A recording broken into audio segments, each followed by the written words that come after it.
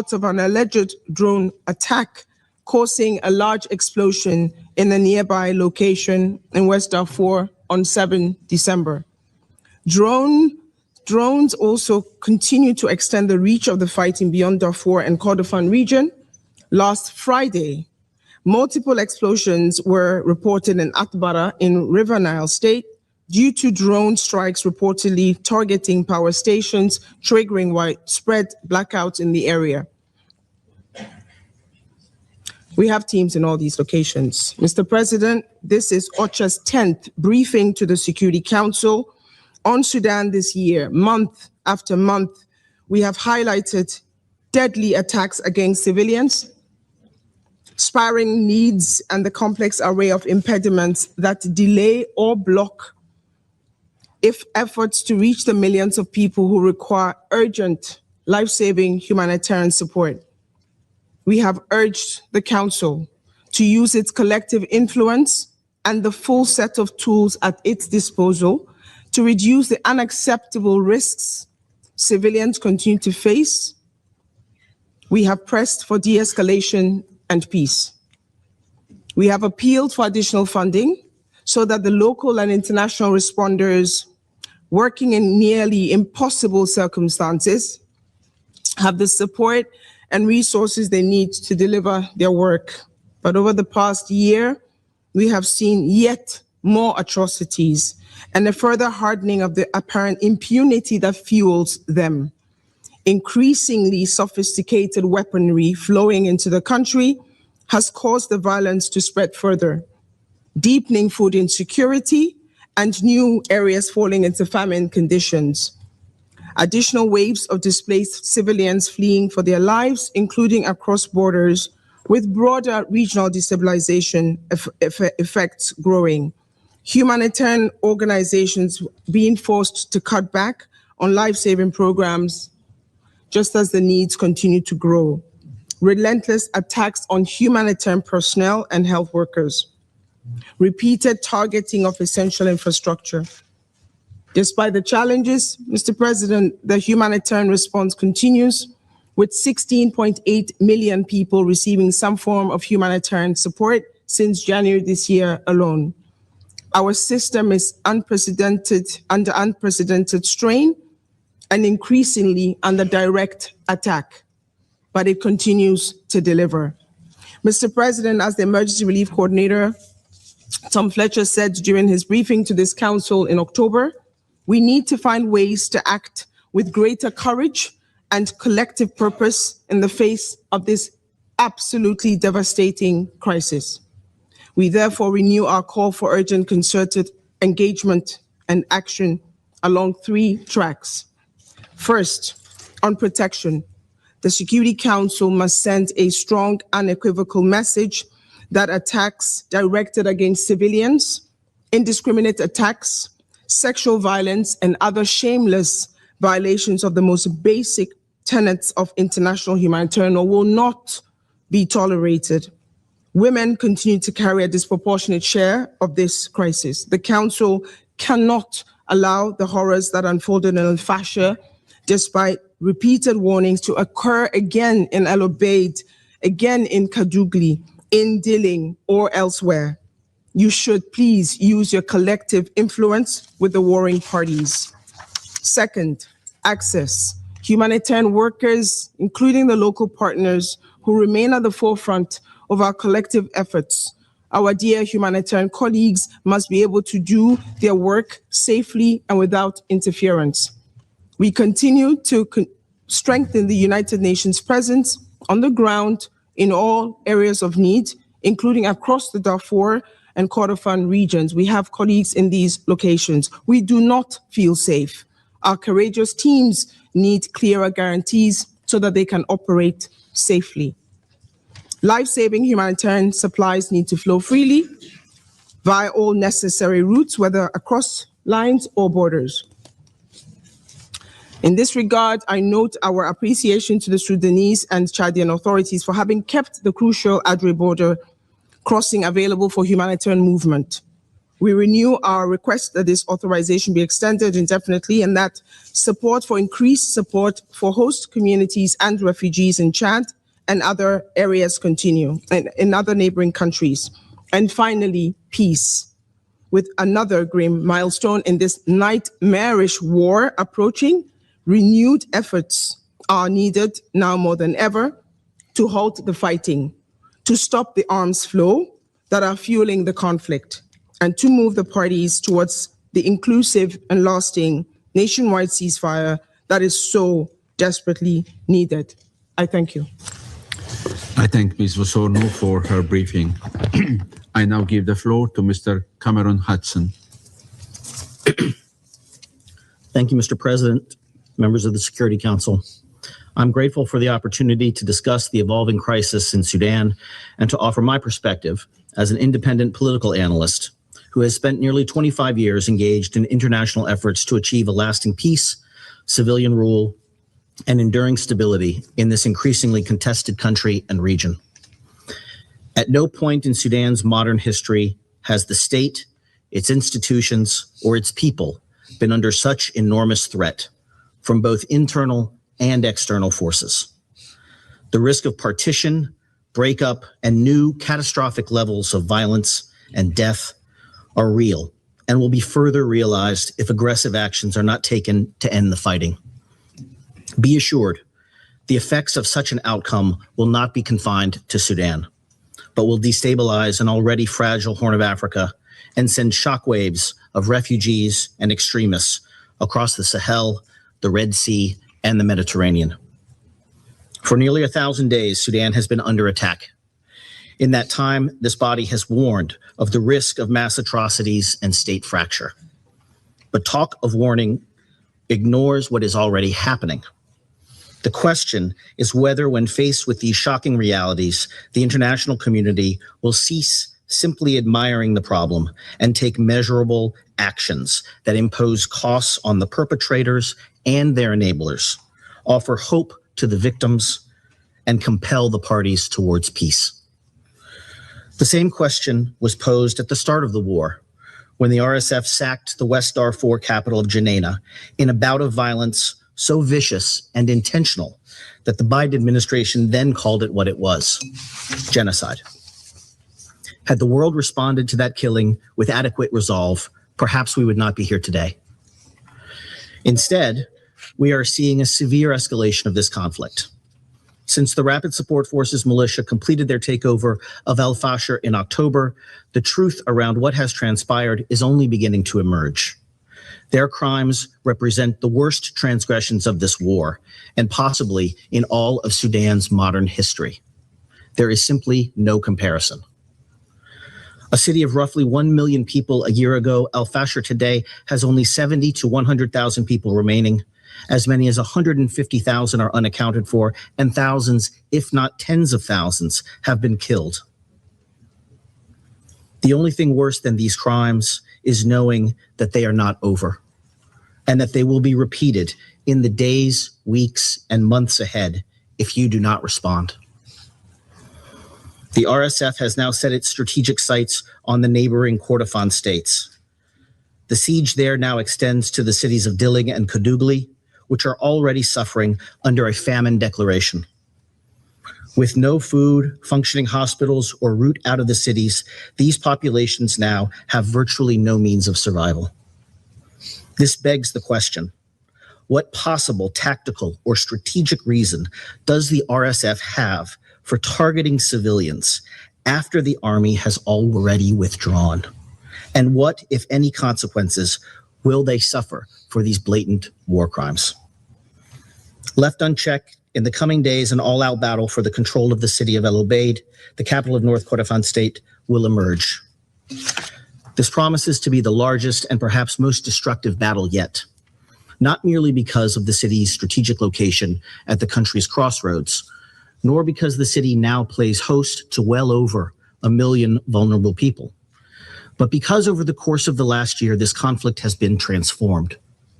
It has morphed by outside enablers from a conventional 20th century war fought with aging heavy equipment and light arms into a modern 21st century conflict, deploying the latest generation of advanced weaponry. The introduction of long-range, tactical, fiber optic, and so-called kamikaze drones, along with sophisticated jamming technology and armored personnel carriers, have replaced the barrel bombs, technicals, and tanks in use at the start of this war. On its surface, smarter weapons should have improved targeting and avoided civilian casualties. But instead, we know that the opposite is true. Civilians, especially those in urban areas, have been subjected to an unrelenting barrage of drone attacks by both sides. Moreover, these weapons have vastly enlarged the scope of the war in ways that respect no battle lines. Every corner of the country is now under threat. Just last week, the northern city of Atbara, hundreds of kilometers from the nearest combat, was barraged in an RSF drone attack targeting an army base, but that knocked out electricity supplies to the eastern part of the country. And just this weekend, a drone attack killed 10 in a market in North Darfur. Weapons from as many as a dozen countries have been found to be in use by both sides in this war, in violation of the 2004 arms embargo. Many of the countries providing weapons actively decry the civilian casualties inflicted by the same arms they provide. Still, other countries providing these weapons sit on this very council. But not all countries bear equal responsibility for fueling this conflict. In the last 2 years, the United Arab Emirates has used influence across the Horn of Africa to construct an extensive military air bridge operation, flying weapons into the RSF via regimes in Chad, Libya, Central African Republic, South Sudan, and Somalia's Puntland region. These efforts have expanded this conflict in ways that have no justification and that are beyond doubt. Mr. President, the situation in Sudan is too dire to accept half-truths and obfuscations about the role outside powers play in fueling this conflict. And it is no longer sufficient to decry the crimes of the belligerents alone. If we ignore the war's enablers, then we are all complicit. Against this backdrop of expanding and unrelenting conflict is the faint prospect of peace. Unfortunately, efforts aimed at curbing this conflict or preparing civilian alternatives have not been nearly as coordinated as efforts to arm the combatants. Recent efforts by the United States to form a quad mechanism of Egypt, Saudi Arabia, and the United Arab Emirates has seen the most high-level attention and offered some hope for a ceasefire, but so far have produced little by way of breakthroughs. The announcement by President Donald Trump to become more personally involved shines a much-needed light on the conflict. Remarks last week by his Secretary of State indicate, however, that the U.S. remains focused on the task of achieving the urgent, near-term goals of a ceasefire and humanitarian access. Make no mistake, these are essential tasks that are welcome and must be prioritized. But it will not be possible to break Sudan's long cycle of violence if we are not equally engaged in pursuit of the fundamental goals of institutional reform and civilian rule. Mr. President, those objectives cannot be achieved through elite bargains alone. It will take a sustained commitment from Sudanese political leaders and the international community, neither of whom have been serious enough in their efforts to present or support realistic civilian alternatives to military rule.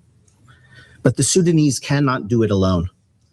Just last week, in a sign of Sudan's tightening civic space, peaceful protesters marking the anniversary of the popular revolution that removed President Omar al-Bashir from power were met with tear gas. Other pro-democracy leaders have been harassed, detained, and even disappeared by recidivist forces within the apparatus who fear the long-term erosion of power. It must be said on this score, the disparate efforts under the African Union and the Secretary General's personal envoy to engage civilian voices have been insufficient to match the urgency of the moment. Nonetheless, these institutions, along with other organizations making up the quintet, remain the best placed to offer opportunities to build broad-based coalitions and heal the social fabric that has been shredded by this war, and create alternatives to rule by force. But those efforts must be unified under a shared mandate. In this regard, we must also not lose sight of the complicated local level, ethnic, social, and resource-based conflict drivers that are too often overlooked in external analyses, but have been exacerbated by this war. In many places, these dynamics drive local violence more than the national or international forces that we focus on. More worrisome still is that these tensions are likely to persist even with an end to the war, and will most assuredly jeopardize any progress toward rebuilding the country if sustained attention is not paid by peacemakers and politicians. Likewise, this council has been equally remiss in its responsibilities towards the threats to international peace and security in the broader Horn of Africa and Red Sea region. It is unconscionable that the international tools we have to end the conflict, punish the perpetrators, and prevent the expansion by outside actors are all 2 decades old, designed and implemented at a different time for a different conflict. Expanding the arms embargo on Sudan to cover the entire country is an overdue requirement, and genuine efforts should be made to enforce that embargo, which today exists only in the breach. To that end, renewing and expanding UN sanctions on those actors and their accomplices who enable and carry out these crimes of international law must be supported. Talk of condemning impunity rings hollow unless it is backed up by tangible action. And finally, this body must urgently press the International Criminal Court to accelerate its long overdue investigation into the crimes committed at the start of the war, but should also revisit the scope of that mandate that you gave the court 20 years ago to cover all crimes committed in the course of this conflict, not merely those confined to Darfur. Lastly, this body should acknowledge the heroic and irreplaceable work being carried out by Sudan's own mutual aid groups. You should extend to them not only adequate financing to carry out some of the only humanitarian response happening in the country, but offer them greater flexibility in programming to support resiliency and eventually reconstruction efforts. These groups know better than we that which is needed to support their lives and livelihoods. At the same time, ongoing attacks against these groups by the belligerents must be condemned, and this body should extend to these heroes the full protection afforded other organizations under international humanitarian law. Mr. President, Sudan is today on the precipice of state collapse and risks an exodus of refugees and instability that will plague the Horn and Sahelian states for years to come if we allow it to fail. To avoid this outcome, this council must acknowledge certain hard truths about this war, and even the complicity of many member states who have found profit and strategic advancement in this conflict. This is not simply a civil war between warring generals seeking power and personal aggrandizement. It is a fully internationalized conflict with arms, financial, and political networks extending across continents. In this light, the half measures, diplomatic ambiguity, and paralysis that have defined the international response have done nothing to counter these networks, and in fact have only encouraged the present calamity. If we think that these same networks won't support the region's next war in Chad or South Sudan or Ethiopia, then we are mistaken. Mr. President, Sudan cannot survive if any part of it is governed by a genocidal militia that can challenge the very existence of the state. But nor can it succeed if we allow extremist forces the chance to reemerge and restore their networks of influence that have tormented the region and the people of Sudan for nearly 3 decades. It will take concerted efforts by this body, Sudan's neighbors, and the wider region to pursue an outcome that allow competing interests to be met, the region to be stabilized while reserving the latitude for Sudan's people to chart their path forward and realize the promise of their revolution. This is no simple task. But if this council does not signal its intolerance for this war and its many abuses and take immediate and meaningful steps to curb war crimes and advance the cause of peace, then I fear that Sudan's war will only be the prelude to wider bouts of regional instability to come. There is no time to waste. Thank you, Mr. President. I thank Mr. Hudson for his briefing. I now give the floor to those council members who wish to make statements.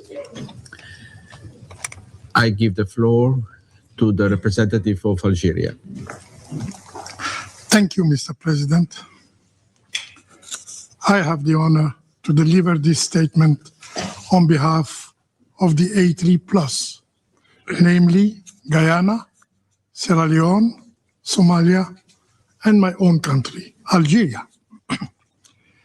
We wish at the outset to welcome the participation of His Excellency Idriss Kamil, Prime Minister of the Republic of Sudan, and commend his commitment to a peaceful and stable Sudan. We thank ASG Khaled Khiari and Director Edem Worsonu for their briefings. We also take note of the contribution of Mr. Cameron Hudson. President, almost 1,000 days have passed since the outbreak of the conflict of the dear nation in the dear nation of Sudan. A conflict that continues to have devastating consequences for innocent civilians, including women and children, but also on the critical infrastructure of the country. We are appalled by the recent development in the Kordofan region, with reports of mass atrocities committed and where cities are still under siege and civilian infrastructure, particularly hospitals, schools, and even kindergartens, have become the target of unmanned, or should I say, deliberately targeted aerial vehicle. In this regard, we wish to underline the following. First, addressing the catastrophic humanitarian situation must remain our common priority. While we commend the efforts deployed by the government of Sudan, we stress the need to sustain and reinforce these efforts.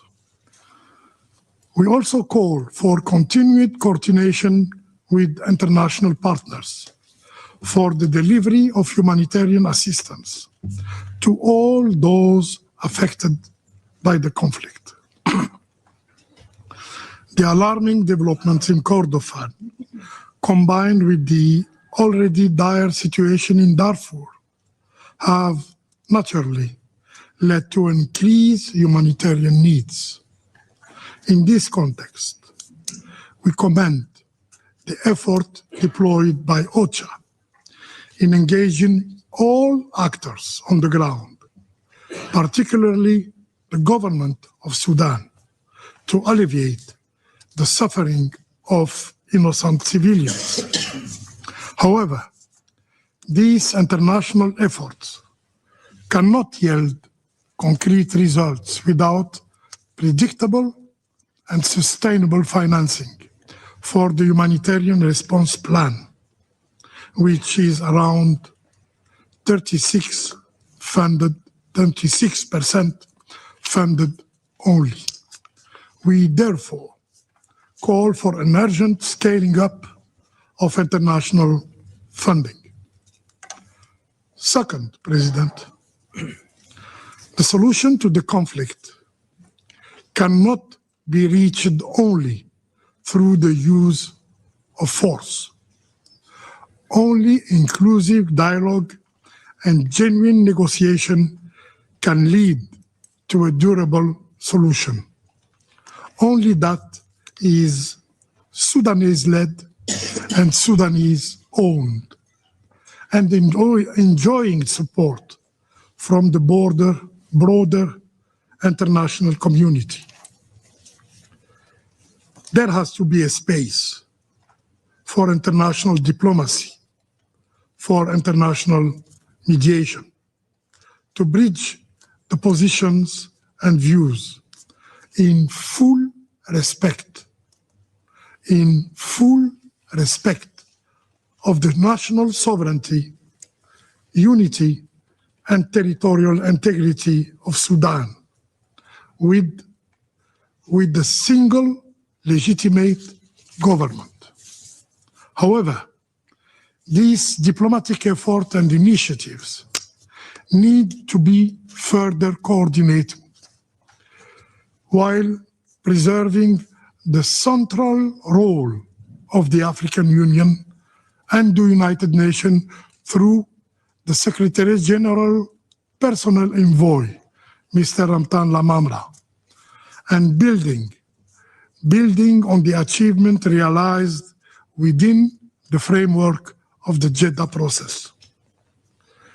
We encourage our Sudanese brothers and sisters to engage constructively in dialogue that can lead to a ceasefire and establish the foundations for a meaningful and homegrown peace process. Intensified diplomatic efforts are more than ever needed in these dire times to prevent further massacres and avert another tragic El-Fasher-like scenario in the Kordofan region. Also, we seize this opportunity to reiterate our rejection of the establishment of any parallel governing authority in Sudan that undermines the Sudanese state and risk the country's fragmentations. Third, President,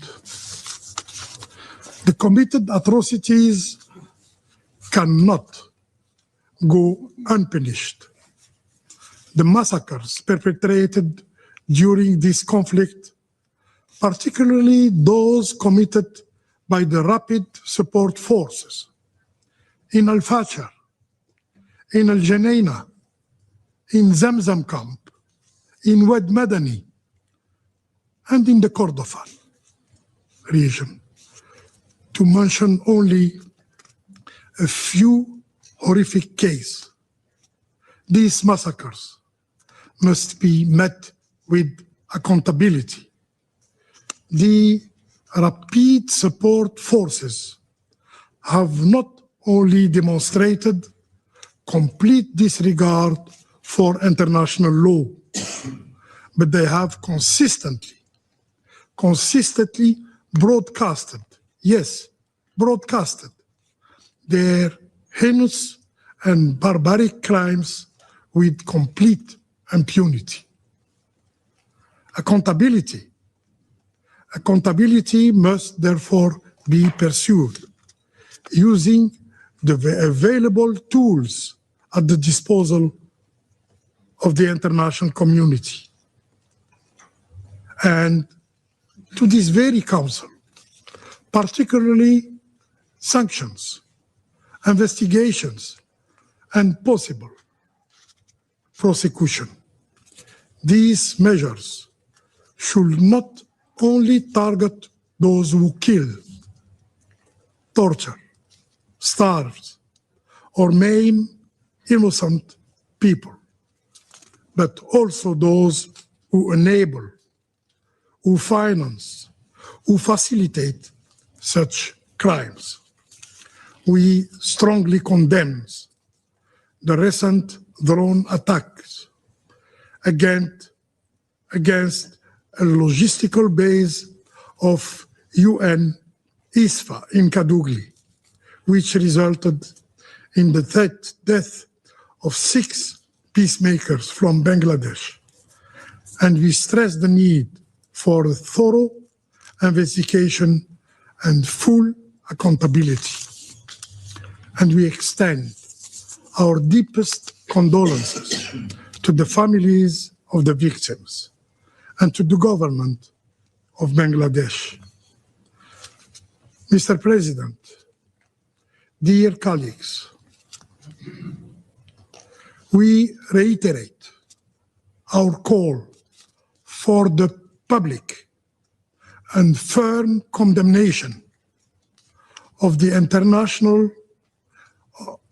external interference in the Sudanese conflict, those enabling the slaughter of the Sudanese people through the supply of arms, drones, and mercenaries must be held accountable.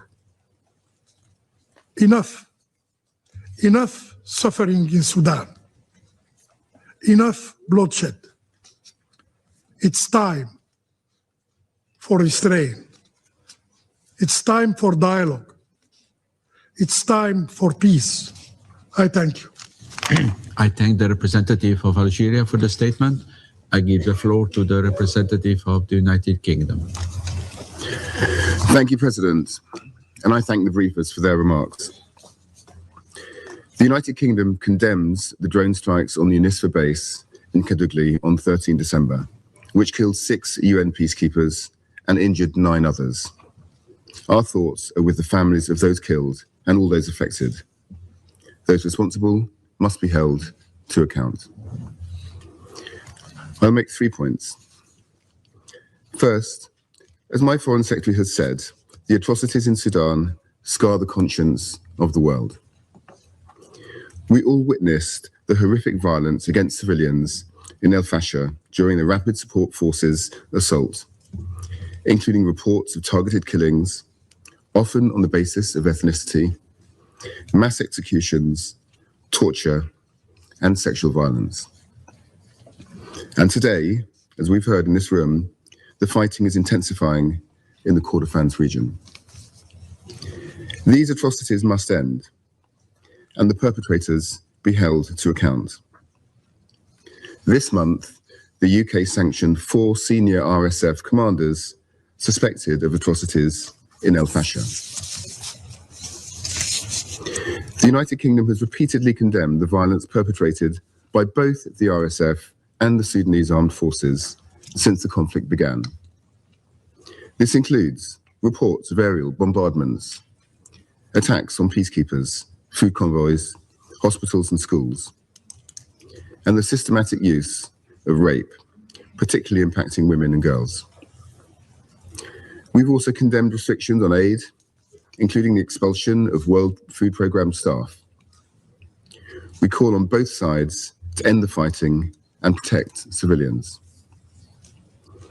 We also call for full compliance with the arms embargo and urge all states to refrain from providing financial or military support to the warring parties. Second, there is no military solution to this conflict. We call on both the SAF and the RSF to urgently agree a humanitarian pause and to advance a comprehensive, Sudanese-owned and civilian-led political transition. We particularly commend the United States' intensive leadership and mediation efforts, including through the Quad. We welcome the efforts of regional and international partners towards a political solution. We urge both the RSF and the SAF to engage in these processes in good faith. And we urge all those with influence over the warring parties to bring them to the negotiating table to seek a political resolution. Third, humanitarian access remains critical. Millions of Sudanese face the spread of disease, collapsing essential services, and the growing risk of famine spreading. It is essential that the Adre crossing remains open, and we condemn the reported drone strike there. Attacks on humanitarian personnel and infrastructure should stop immediately. We call on all parties to lift restrictions on humanitarian access, guarantee safe passage for civilians, and allow unhindered delivery of life-saving assistance. President, Sudanese civilians faced unimaginable hardship and suffering this year. The warring parties must end the bloodshed and prioritize peace. Thank you. I thank the representative of the United Kingdom for his statement, and I give the floor to the representative of Greece. Thank you, Mr. President. I welcome the presence of His Excellency Mr. Kamil Al-Tayeb Idris, Transitional Prime Minister of Sudan, and I would like also to thank Mr. Khaled Kyari, Assistant Secretary General for the Middle East, Asia and the Pacific, Ms. Edom Woshonu, Director of Operations and Advocacy from OCHA for their briefings, as well as Mr. Cameron Hudson for his input. Greece, Mr. President, strongly condemns the deliberate drone attack of the 13th of December against the UNISFA logistics base in Katougli, South Kordofan, which resulted in the tragic loss of 6 Bangladeshi peacekeepers and injuries to several others. We extend our deepest condolences to the families of the fallen peacekeepers, as well as to the government and people of Bangladesh, and wish a swift recovery to those wounded. Greece reiterates that attacks against United Nations peacekeepers are unacceptable and may constitute war crimes under international law. In this regard, we echo the Secretary General's statement of the 13th of December and fully support the press statement circulated by the United States. In the same spirit, Greece joined the WPS take-in delivered prior to this meeting, expressing grave concern over the devastating impact of the conflict on women and girls in Sudan. We strongly condemn the widespread use of sexual and gender-based violence, which constitutes a serious violation of international humanitarian and human rights law and may amount to war crimes and crimes against humanity. Mr. President, allow me to highlight 3 critical dimensions of the conflict. First, Greece is deeply concerned by the deteriorating security situation in South Kordofan, particularly in and around Katougli. Urgent preventive action is needed to avoid the repetition of the tragic outcome witnessed in El Fasher. Civilians remain dangerously exposed to hostilities, humanitarian access is constrained, and insecurity is growing. We call for de-escalation, the protection of civilians, particularly vulnerable groups like women, children, and the elderly, and unhindered humanitarian access. This is essential to prevent a siege-like scenario with devastating humanitarian consequences like in El Fasher.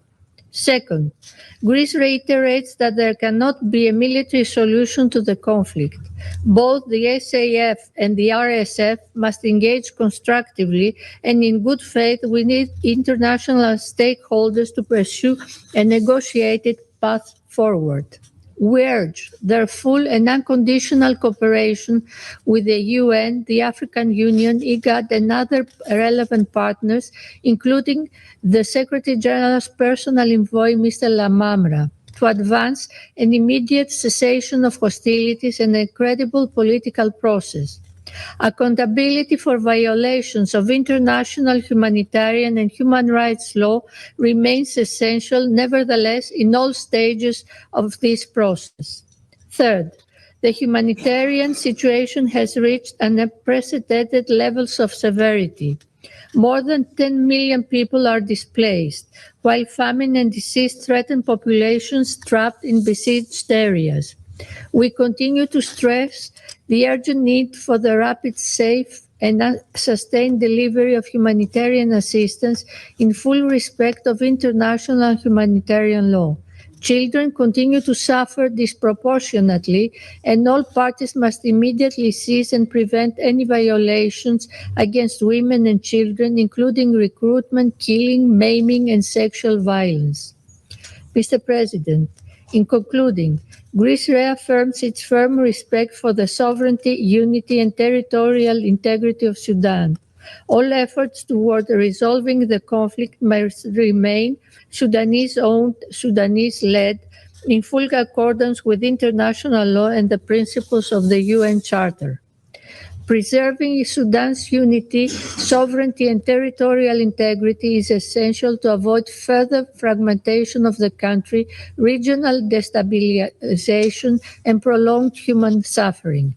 Respect of international law remains the cornerstone of any credible and sustainable path to peace, and we urge all sides intensify efforts for an immediate ceasefire and a return to the political process. I thank you. I thank the representative of Greece for the statement, and I give the floor to the representative of China. President, I welcome Prime Minister Idris of Sudan to today's meeting, and thank SG Chiari and other briefers for their sobering briefings. I also welcome the presence of representatives of Turkey, Egypt, and UAE at today's meeting. Lately, the situation in Sudan has deteriorated. While the tragedy in Al-Fashir is still vivid in our minds, the fighting spread to areas such as Kordofan. Schools, hospitals, and even UN peacekeeping bases have become targets, which poses a grave challenge to international humanitarian law and the authority of UN. China strongly condemns such attacks on civilians, civilian infrastructure, and UN personnel and facilities.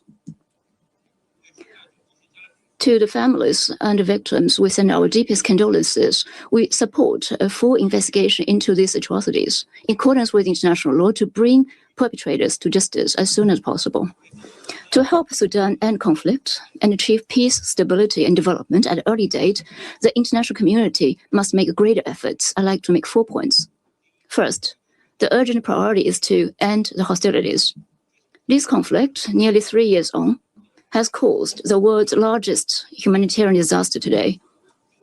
With neighboring countries grievously affected, we urge all parties to the conflict to prioritize the well-being of Sudanese people, heed earnestly the calls of international community, immediately and unconditionally cease hostilities, explore a political solution through dialogue and negotiation, and effectively protect civilians, the safety and the security of UN personnel and institutions. All external forces should refrain from providing military support to local armed groups and avoid adding fuel to the flame. Second, intensifying mediation efforts is a shared expectation. The international community looks to the UN, AU, the Arab League, IGAD, and other international and regional organizations to step up mediation efforts and achieve results at an early date. We must uphold the central role of the UN, support a personal envoy, the member in leading mediation efforts, support AU and other regional organizations in leveraging their respective strengths, and support countries with influence over the conflict parties in playing a constructive role to bring mediation efforts to early fruition for tangible results on the ground. Third, advancing the political process is an imperative. Prime Minister Idris said that he would present the Sudanese government's peace initiative, which China welcomes. It must be stressed that the conflict in Sudan must be resolved by the Sudanese themselves. All countries must respect Sudan's sovereignty, unity, and territorial integrity. The international community should continue to support the Sudanese government implementing political roadmap and support its people exploring a development path and institutional arrangements suited to national conditions. No imposition of external solutions should be allowed. Acts that could lead to division must be opposed, and geopolitical manipulation be renounced. Fourth, scaling up humanitarian assistance is a practical necessity. In worsening humanitarian crisis, it is of critical importance to ensure sustained access and ordered distribution of aid supplies. China supports the Sudanese government in its continued coordination with UN humanitarian agencies to ensure the supply of essential items, including food, drinking water, and medicine, to meet people's basic needs. The UN Humanitarian Response Plan for Sudan and the Regional Refugee Response Plan are both underfunded. The international community, especially traditional donors, must increase their inputs and responsibly honor their humanitarian aid commitments. President, China has always maintained an objective and impartial stance on Sudan. Together with the international community, we will spend no effort in helping Sudan bring early end to the conflict, ease the humanitarian crisis, and achieve lasting peace, development, and prosperity. Thank you, President. The representative of China for the statement, and I give the floor to the representative of Republic of Korea. Thank you, Mr. President. I thank ASG Khaled Kiari, Director Adam Osorno, and Mr. Cameron Hudson for their sobering briefings. I also welcome the participation of His Excellency Mr. Kamil Idris at today's meeting. In every conflict, it's the civilians who suffer the most. In Sudan, however, their suffering has reached a level that can no longer be explained by battlefield dynamics alone. It is not incidental nor sporadic, but systematic and deepening, pointing to one of the most dangerous humanitarian crises we face today. As the catastrophe that has devastated Al Fashir now spreads into Kordofan, Sudan is being pushed further into crisis, testing the limits of international tolerance. Against this backdrop, I would like to make 3 points. First, the most urgent priority must be an immediate cessation of hostilities and full respect by all parties for their obligations to protect civilians. Despite Resolution 2736 and the humanitarian truce announced by the RSF, the siege of Al Fashir continues alongside further military operations in Kordofan, including attacks on hospitals and kindergartens, causing massive civilian casualties, many of them children. Equally alarming is the targeting of humanitarian actors, as seen in the recent attacks on World Food Programme convoys. The warring parties must ensure safe, unhindered, and sustained humanitarian access for all civilians in need. This includes securing the Adre border crossing. Such access must never be politicized. A commitment to ensuring the flow of humanitarian aid must be demonstrated through concrete actions, not words. Second, the entrenched culture of impunity in Sudan must be dismantled. We strongly condemn the drone attacks in Kadugli on 13th December that killed and injured UNISFA peacekeepers. As underscored in the recent Council's press statement, attacks against the UN peacekeepers may constitute war crimes, and those responsible must be held fully accountable. Indeed, accountability must extend beyond this incident and apply to every individual and entity responsible for violations of international humanitarian and human rights law. At the end of last year, the 1591 committee designated additional individuals under the Sudan sanctions regime. In October this year, the International Criminal Court delivered its first conviction related to past atrocities in Darfur. These are important signals that indicate serious crimes will not go unpunished. The Council must build on this momentum by rigorously reviewing the existing sanctions frameworks, notably additions to the sanctions list, and promoting full and effective implementation of the arms embargo. Third, all efforts toward a credible and sustainable peace process must be reinforced. We support the roadmap outlined in the Quad's joint statement of September, and we also commend the recently renewed engagement by the United States and the tireless mediation efforts by the regional actors and the personal envoy Lamamra. Ultimately, the international community can help end Sudan's war, not by sponsoring either side's military victory, but by acting as a mediator or guarantor of a political process whose outcomes can be sustained over time. Furthermore, without credible implementation mechanisms, commitments collapse and violence resumes. This is precisely why the design and enforcement of such implementation mechanisms must also be treated as a core priority. Mr. President, Sudan has already endured far too much tragedy and loss. The international community must respond with unity and greater resolve through strong political signals, accountability, and a readiness to act to pave the way toward a comprehensive, inclusive, and Sudanese own peace process. And in paving the way, the Republic of Korea stands ready to remain actively engaged in support of peace, security, and stability in Sudan. Thank you, President. I thank the representative of Republic of Korea for the statement, and I give the floor to the representative of Denmark. Thank you, Mr. President. We thank ASG Chiari, Director Wosono, and Cameron Hudson for their very clear briefings. We also welcome all the representatives to the meeting. Denmark aligns itself with the profound concerns expressed by the briefers about the catastrophic evolution of the war in Sudan. The people of Sudan are paying an unbearable price. Last week, over 100 people, including 43 children, were reported killed in a horrifying attack on a hospital and kindergarten in South Kordofan. These are not isolated incidents. The cries of the Sudanese people have for too long been met by weapons and violence. We've also recently seen a drone attack on UNISFA peacekeepers in Kadugli, which led to the tragic loss of 6 peacekeepers. We condemn this attack in the strongest term and call for a comprehensive investigation. Mr. President, this situation simply cannot continue. I have 3 messages. First, this war is a struggle between armed actors who have shown scant regard for Sudan's civilians. There is still no ceasefire, nor a credible, unified political process towards a civilian-led transition free from coercion of armed actors. There is no willingness for warring parties to come to the negotiation table.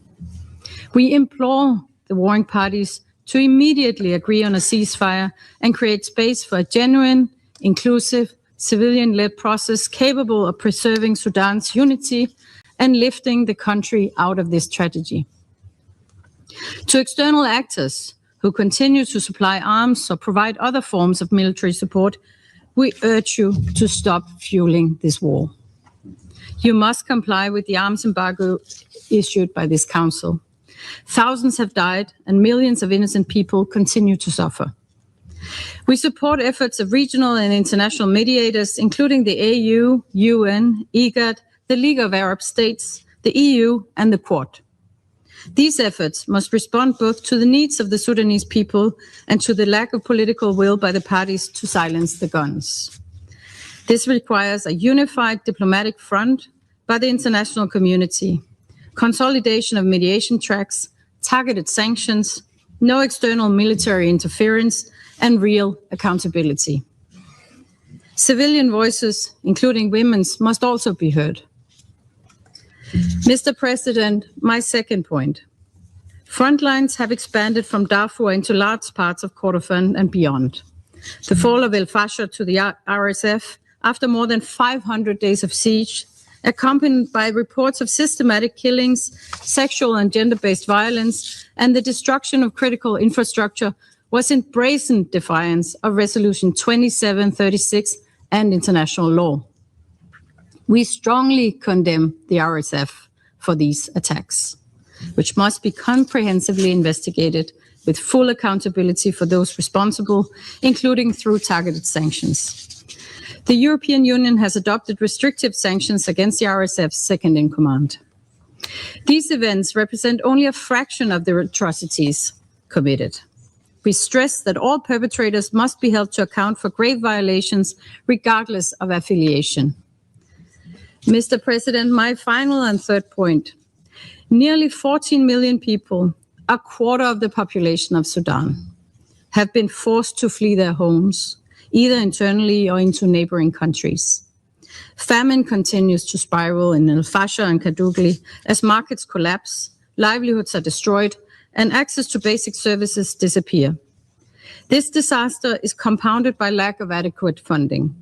We pay tribute to neighboring countries who have kept their borders open for hosting millions of refugees. We continue to urge warring parties to lift access restrictions and provide unconditional security guarantees for humanitarian actors, as well as to allow safe and unhindered passage for civilians fleeing violence. We urge the Sudanese authorities to keep the outer border crossing open, as it is a lifeline for millions of civilians in Darfur. Mr. President, in closing, this brutal war has been going on for too long. We urge the warring parties to respect the commitments set out by this council and take genuine action to put Sudan on a path to peace. I thank you. I thank the representative of Denmark for the statement, and I give the floor to the representative of Pakistan. Thank you, Mr. President. We welcome the participation of His Excellency Mr. Kamil Idris, Prime Minister of Sudan, amongst us today. We thank you, Mr. President, for convening this meeting at the request of Sudan supported by several council members, including Pakistan, in the context of the grave and escalating security situation in the country.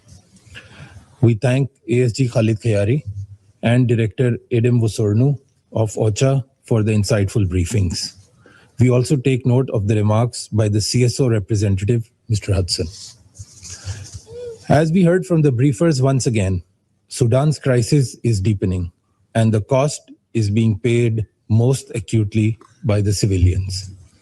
Even the United Nations peacekeepers have not been spared. Pakistan condemns the attack on UNISFA peacekeepers serving in Kadugli in what has been described as a deliberate drone strike against UN premises. We convey our deepest condolences to the government and the people of Bangladesh and to the families of the 6 fallen peacekeepers and wish a swift recovery to those injured. Attacks against peacekeepers are unacceptable and amount to war crimes. Those who target UN personnel must be identified and held accountable. Mr. President, this attack did not occur in a vacuum. The Secretary General's latest report on UNISFA had warned of the growing threats to peacekeepers, including the persistent encroachment of the rapid support forces in UNISFA's operating environment. Nor is Kadugli unfamiliar terrain for such violations. We had already witnessed the appalling kidnapping of 60 peacekeepers and the seizure of UN assets and fuel trucks by RSF earlier this year. This council carries a responsibility to ensure that peacekeepers are not left exposed to predictable threats without consequence for those who attack them. Mr. President, only last week we heard UN officials caution against the risk of Al-Fashir type atrocities now happening in Kordofan, where RSF has been on a rampage, including killing of children in a kindergarten and attacks on schools and hospitals. The atrocities committed by RSF in Al Janaina and Al-Fashir are still fresh in our memories.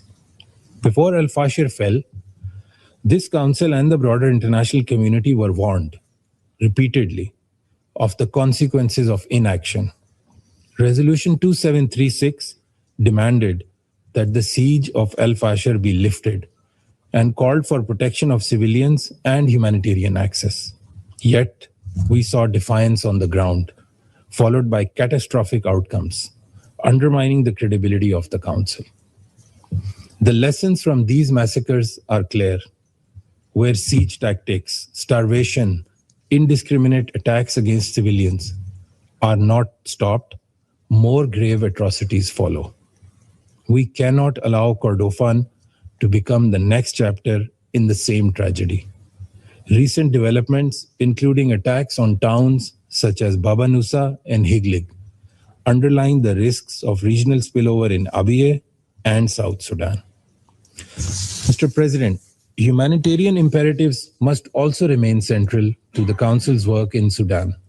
The situation being reported from Kordofan and Darfur, besieged communities, collapsing services, restricted movement, and attacks on aid convoys demands our immediate attention. Sustained, safe, and unimpeded humanitarian access must be provided by all parties, and humanitarian routes should be kept open and protected.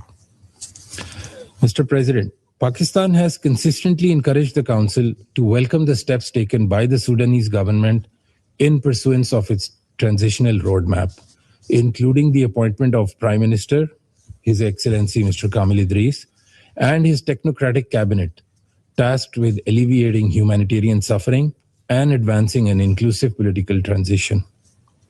There is no military solution to this conflict. The only durable path forward lies in a political dialogue and reconciliation. Pakistan therefore supports all genuine efforts and political processes aimed at achieving an immediate cessation of hostilities and ceasefire, protecting civilians, unfettered humanitarian access, and paving the way for a peaceful political transition that reflects the aspirations of the Sudanese people. The Council must support all such efforts and base its approach on the following essentials. First, preservation of Sudan's sovereignty, unity, and territorial integrity. Second, rejection of any so-called parallel government or structures which undermine state institutions and risk fragmentation of the country. Third, immediate cessation of hostilities and ensuring protection of civilians, including urgent steps to prevent mass atrocity risks in Kordofan. Fourth, unimpeded humanitarian access to all people in need of assistance all across the country. Fifth, ensuring greater coherence and complementarity between the various peace initiatives and mediation tracks that are currently active for the achievement of our common objectives. And lastly, maintaining zero tolerance for war crimes, including attacks against UN peacekeepers and humanitarian workers, with credible investigations and accountability of the perpetrators. The brotherly people of Sudan have suffered beyond measure. The guns must be silenced, hopes for a brighter future rekindled, with peace and normalcy visible on the horizon. The Council must fulfill its responsibility towards that end. Pakistan will continue to support all such endeavors. I thank you very much. I thank the representative of Pakistan for the statement, and I give the floor to the representative of the Russian Federation. Thank you, Mr. President. We thank Assistant Secretary General, Mr. Khaled Khiari, and OCHA Operations Director, Ms. Ademo Sornu, for their briefings. We have also listened to the statement by civil society representative, Mr. Cameron Hudson. We welcome the participation of Sudan's Prime Minister, Mr. Kamal Idris, in this meeting, as well as the representatives of Egypt, Turkey, and the UAE. We are closely monitoring developments in the Republic of Sudan. We note the efforts undertaken by the current government of Sudan and the National Armed Forces to stabilize the situation and restore normal life in the country. This includes the functioning of state institutions and providing assistance to the population. This is confirmed by the support given to the government by the Sudanese people themselves. We see this work as an important factor in preserving state governance amidst a severe crisis. We express serious concern over the dangerous escalation in the southern regions of Sudan, directly linked to the destructive actions of the Rapid Support Forces. Their armed raids, attacks on settlements and infrastructure, and undermining of local governance mechanisms exacerbates humanitarian suffering and extends the geographical scope of the conflict. Such actions are unjustifiable and only prolong the crisis further. In this regard, we cannot ignore attempts by some council members to artificially shift the focus of discussions from the root causes of the conflict, namely the atrocities committed by rebel groups, primarily the RSF, and to shift the focus to the consequences. The protection of civilians, food security, and the growing number of refugees and IDPs, all of these are indeed serious challenges. However, isolating these issues from their cause and effect context and remaining silent about the actions of those who in many ways bear direct responsibility for what is happening does not bring us closer to a sustainable settlement. We proceed from unconditional respect for Sudan's unity, sovereignty, and territorial integrity. Any attempts to undermine these principles, including through the creation of parallel power structures, carry serious risks of disintegration for the country and could lead to irreversible consequences for its statehood. Such a path is unacceptable and dangerous, above all, for the Sudanese people themselves. Mr. President, the legitimacy of Sudan's current government should not be questioned. We believe that its support by the international community is of fundamental importance for preserving effective state institutions capable of ensuring a sovereign, incremental, and sustainable civilian transition.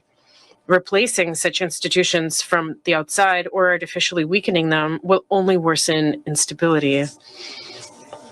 A path in this direction has already been outlined through the roadmap for reforms announced by Prime Minister Kamal Idris at the beginning of the year, we are convinced that this plan deserves unconditional support from the Security Council.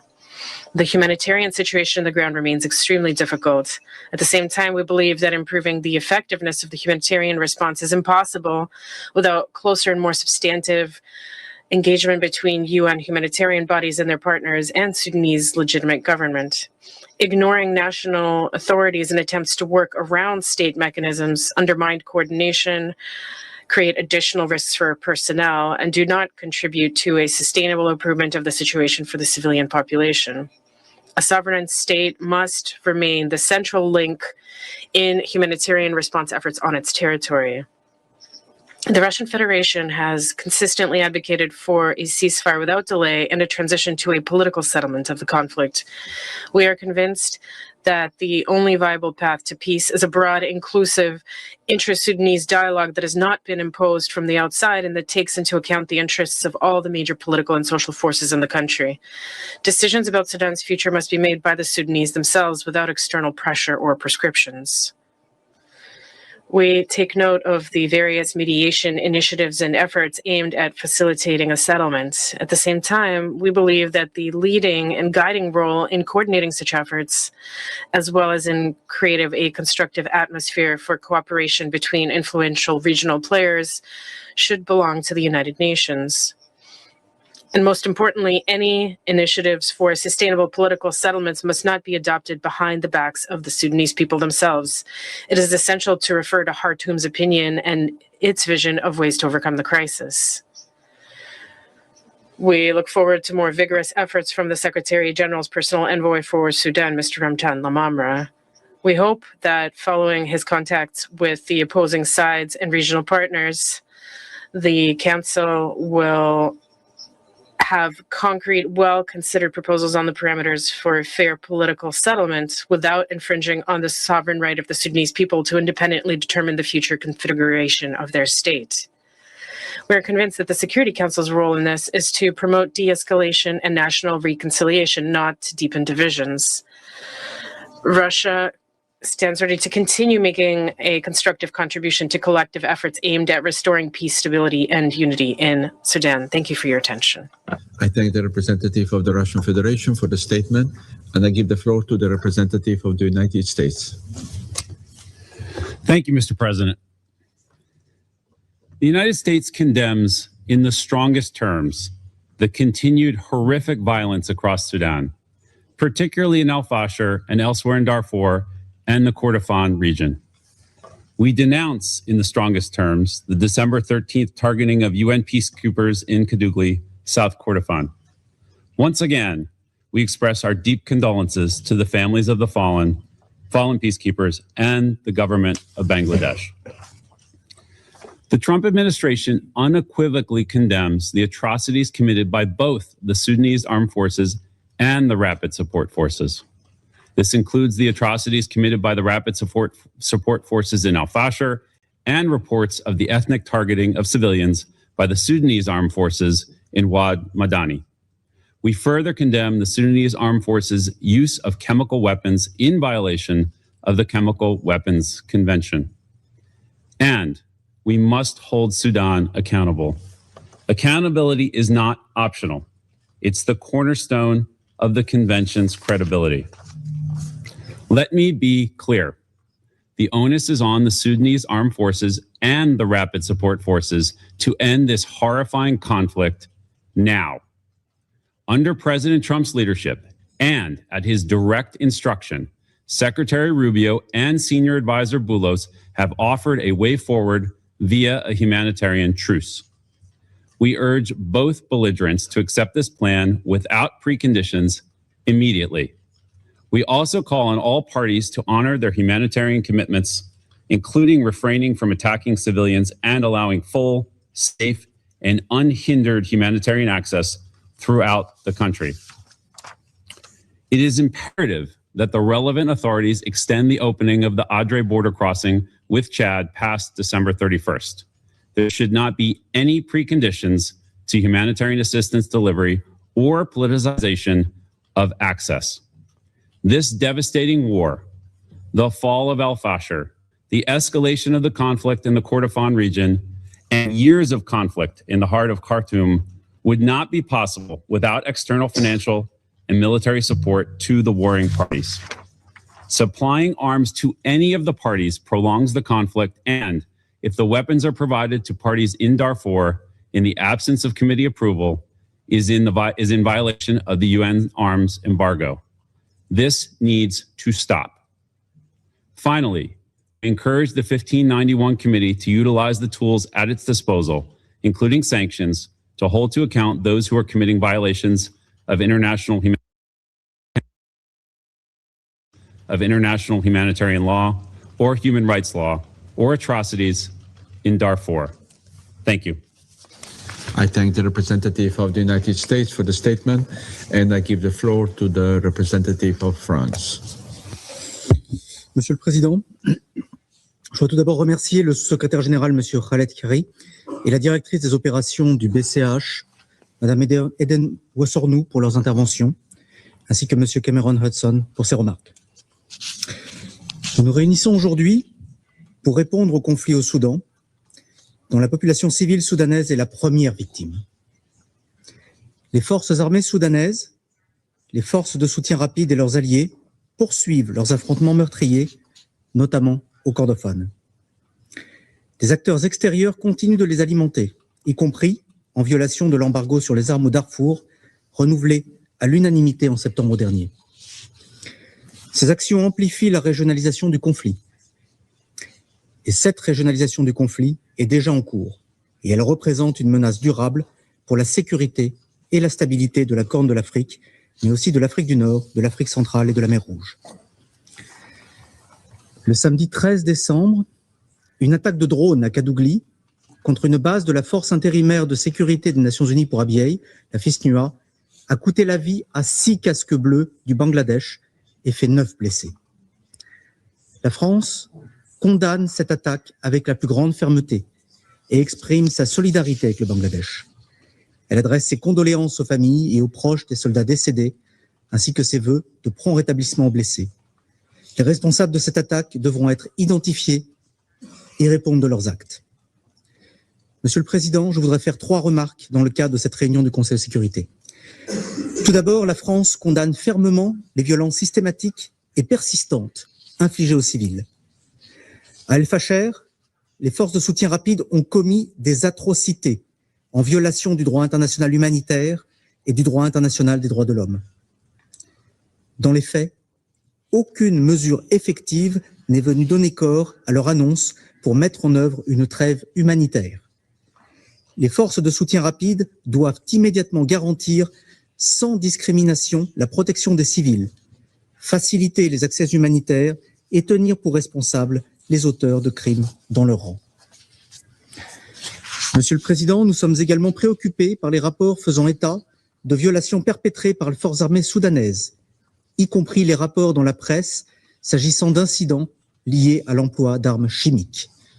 Les forces armées soudanaises doivent sans délai adhérer à la trêve humanitaire proposée par les États-Unis dans le cadre du Quad.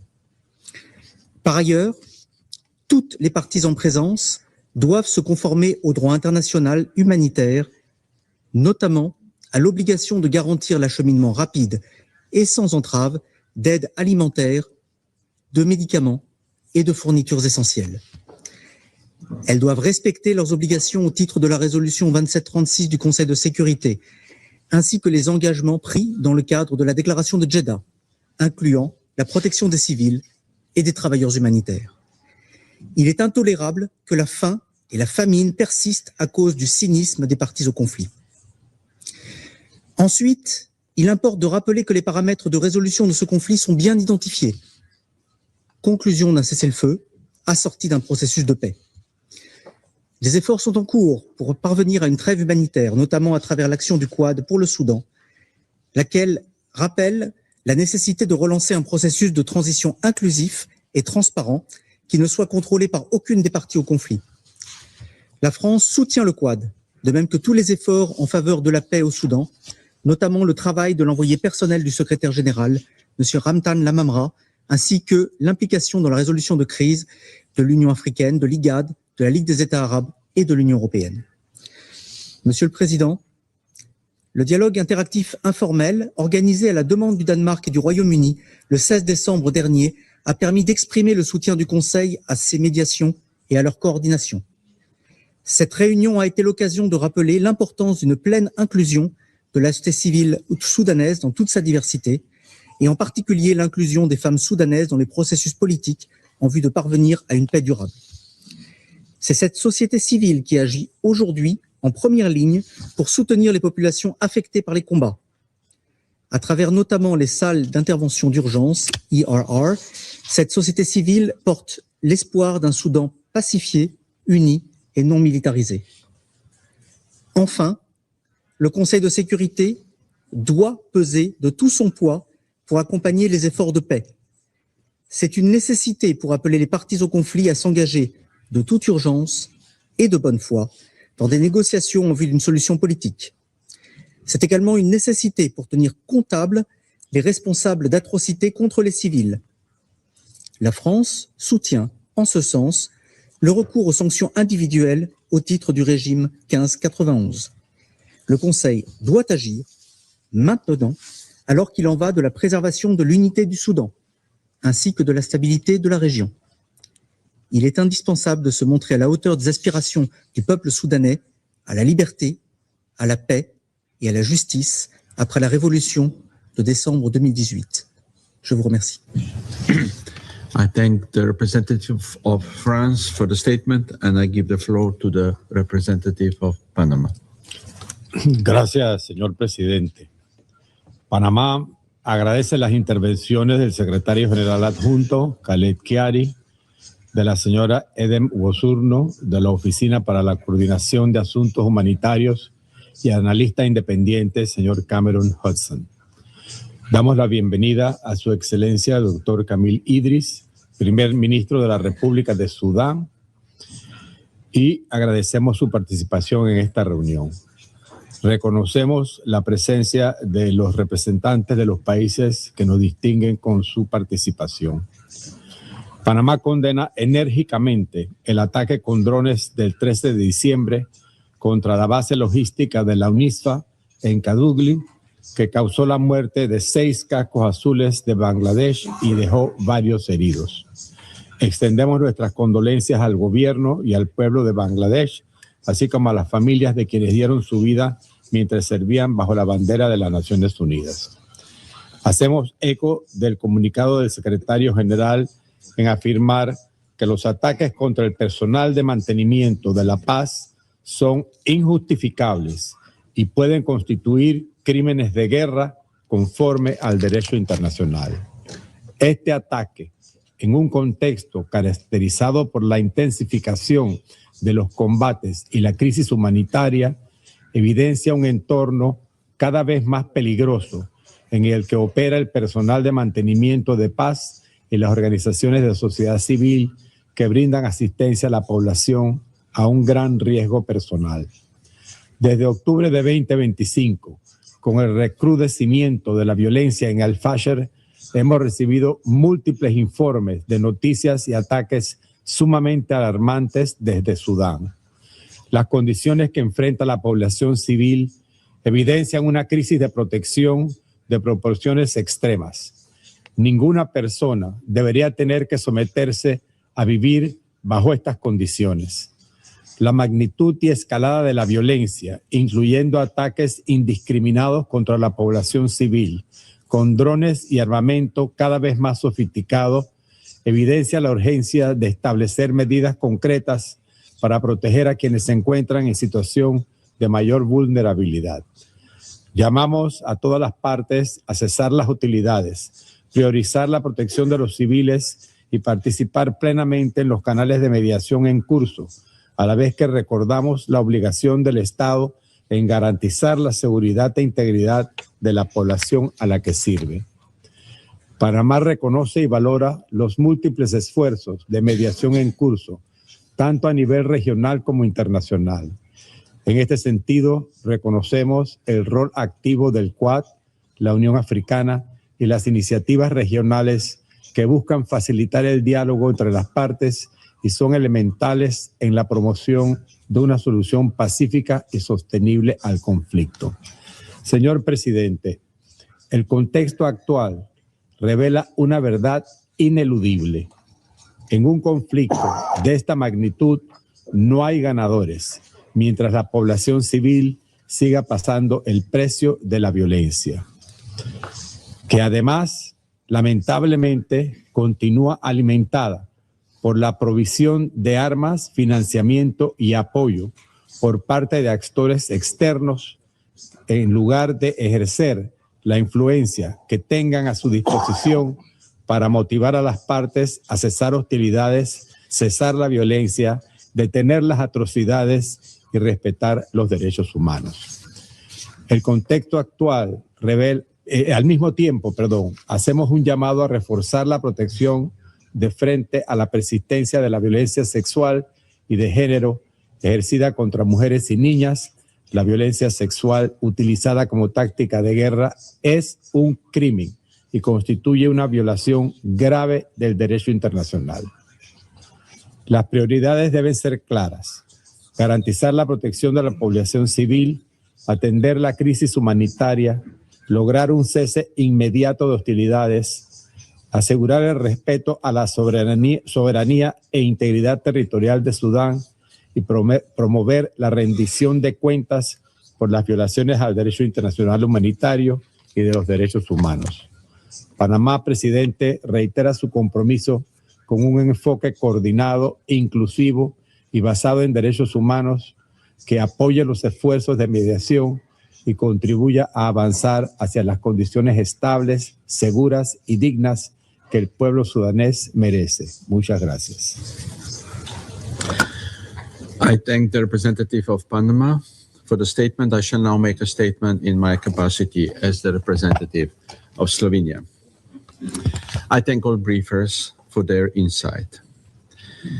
Sudan today is not confronting tragedy by chance, but through sustained and deliberate conduct. This war has crossed every moral, legal, and human boundary. Slovenia condemns unequivocally the destruction of civilian lives across Sudan. I wish to make 3 points. First, the pattern of harm in Sudan leaves no room for misinterpretation. Civilians are attacked, killed, besieged, starved, bombed, raped, and displaced by design. Violence is not incidental. It is calibrated. Hunger is not a byproduct. It is imposed. El Fasher is most compelling example. For 18 months, a city has been surrounded, suffocated, and attacked from both ground and air. As we heard, these same methods are now spreading beyond Darfur. In Kordofan, violence is accelerating rapidly, with drone warfare adding a new and terrifying dimension, remote, indiscriminate, and devastating. This war has turned children into targets. In South Kordofan, a horrific attack on kindergarten, killing children, fully exposed the moral collapse of this conflict. Months ago, UNICEF warned that children are being subjected to horrors of sexual violence. Our position is clear. There is no circumstance, no justification, and no explanation that can excuse violence against children. We condemn it in the strongest terms. On 30th December, this same disregard for life extended to those mandated to protect it, when a drone attack on UNISFA logistics base in Kadugli killed 6 Bangladeshi peacekeepers. A day later, according to WHO, a hospital in Dalan was attacked, killing 9 health workers, one of many deadly assaults on health care that are stripping civilians of life-saving services across Sudan. Slovenia condemns all these attacks in the strongest possible terms and expresses its deepest condolences to the families of the fallen peacekeepers. We demand that those responsible be identified and held accountable. We equally condemn the use of siege, starvation, and terror as methods of warfare. Second, responsibility must be addressed. All civilian deaths, regardless of location, affiliation, or perpetrator, are equally unacceptable and demand the same clarity of condemnation and commitment to justice. A number of reports has made it clear both parties bear responsibility for harm to civilians. The crimes committed by the RSF stand apart for their scope, intensity, and brutality. RSF is waging a campaign of violence against civilians that is systematic, deliberate, and sustained. These are not isolated incidents or failures of discipline. They are operational choices. Slovenia condemns these acts unequivocally and stresses that such conduct demands clear accountability for RSF atrocities. Reporting by the Office of the High Commissioner for Human Rights and the UN fact-finding mission has also documented serious violations by the Sudanese armed forces, including indiscriminate airstrikes and attacks affecting populated areas. Slovenia condemns these attacks and calls on the SAF to cease such conduct and to comply fully with international humanitarian law. Third, this war is being enabled from the outside. Sudan continues to receive weapons, including drones, logistical and financial support that enables hostilities, despite overwhelming evidence that this support is directly used to target civilians. Slovenia calls on all external actors to halt the transfer of arms and military material and to seize any support that fuels this war, in full compliance with UN arms embargo obligations. We need to be clear, there can be no illusion of neutrality. Those who provide military or logistical assistance share responsibility and accountability. In a war defined by massive atrocities, there is no neutral supply chain. In conclusion, Slovenia supports all genuine mediation efforts, including those led by the Quad, the Quint, the UN, the AU, and regional actors. The Sudan roadmap to peace must be matched by genuine commitment. As other colleagues have said, there is no military solution to this war. Slovenia calls directly on both warring parties to step up and engage seriously in mediation efforts, rather than undermine or fragment these efforts. The responsibility now lies with the parties to demonstrate, through actions rather than words, that they are prepared to end this war. I resume my function as President of the Council, and I now give the floor to His Excellency, Mr. Kamil El Tayeb Idris, Transitional Prime Minister of the Republic of Sudan. Mr. President, distinguished members of the Security Council, Sudan stands today at a defining moment in its history, a moment where the silence of guns can either be delayed by hesitation or secured by courage. Our nation, as you have rightly established this morning, has paid an unbearable price in human lives and in the tearing apart of its social fabric. Cities have been reduced to ruins, families to exile, and the hope itself has been placed under siege. The Government of Sudan Peace Initiative is born not from illusion, but from necessity, not from victory, but from responsibility.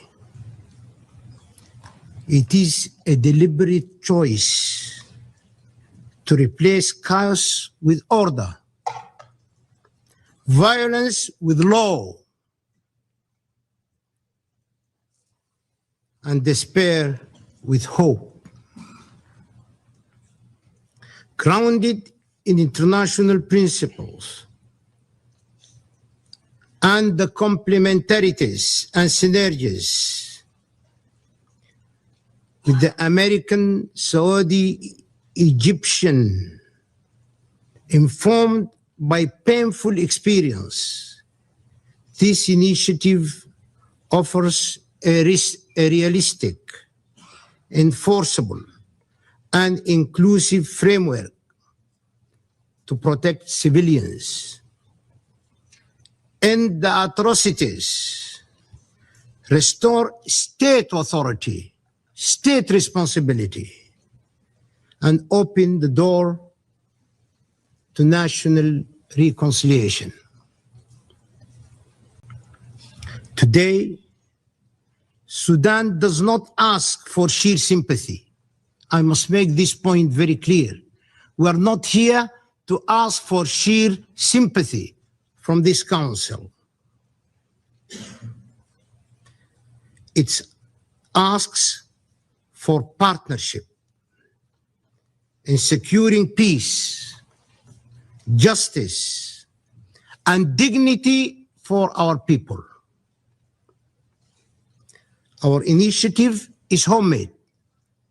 Let me underline, homemade, not imposed upon us. It is not about winning a war. It is about ending a cycle of violence that has failed Sudan for decades.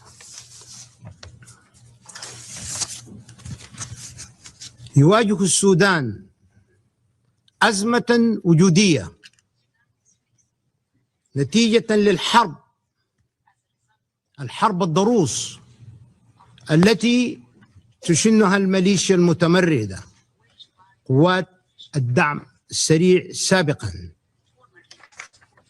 في انتهاك صريح لكافة القوانين والأعراف الدولية، مما أدى إلى كارثة إنسانية غير مسبوقة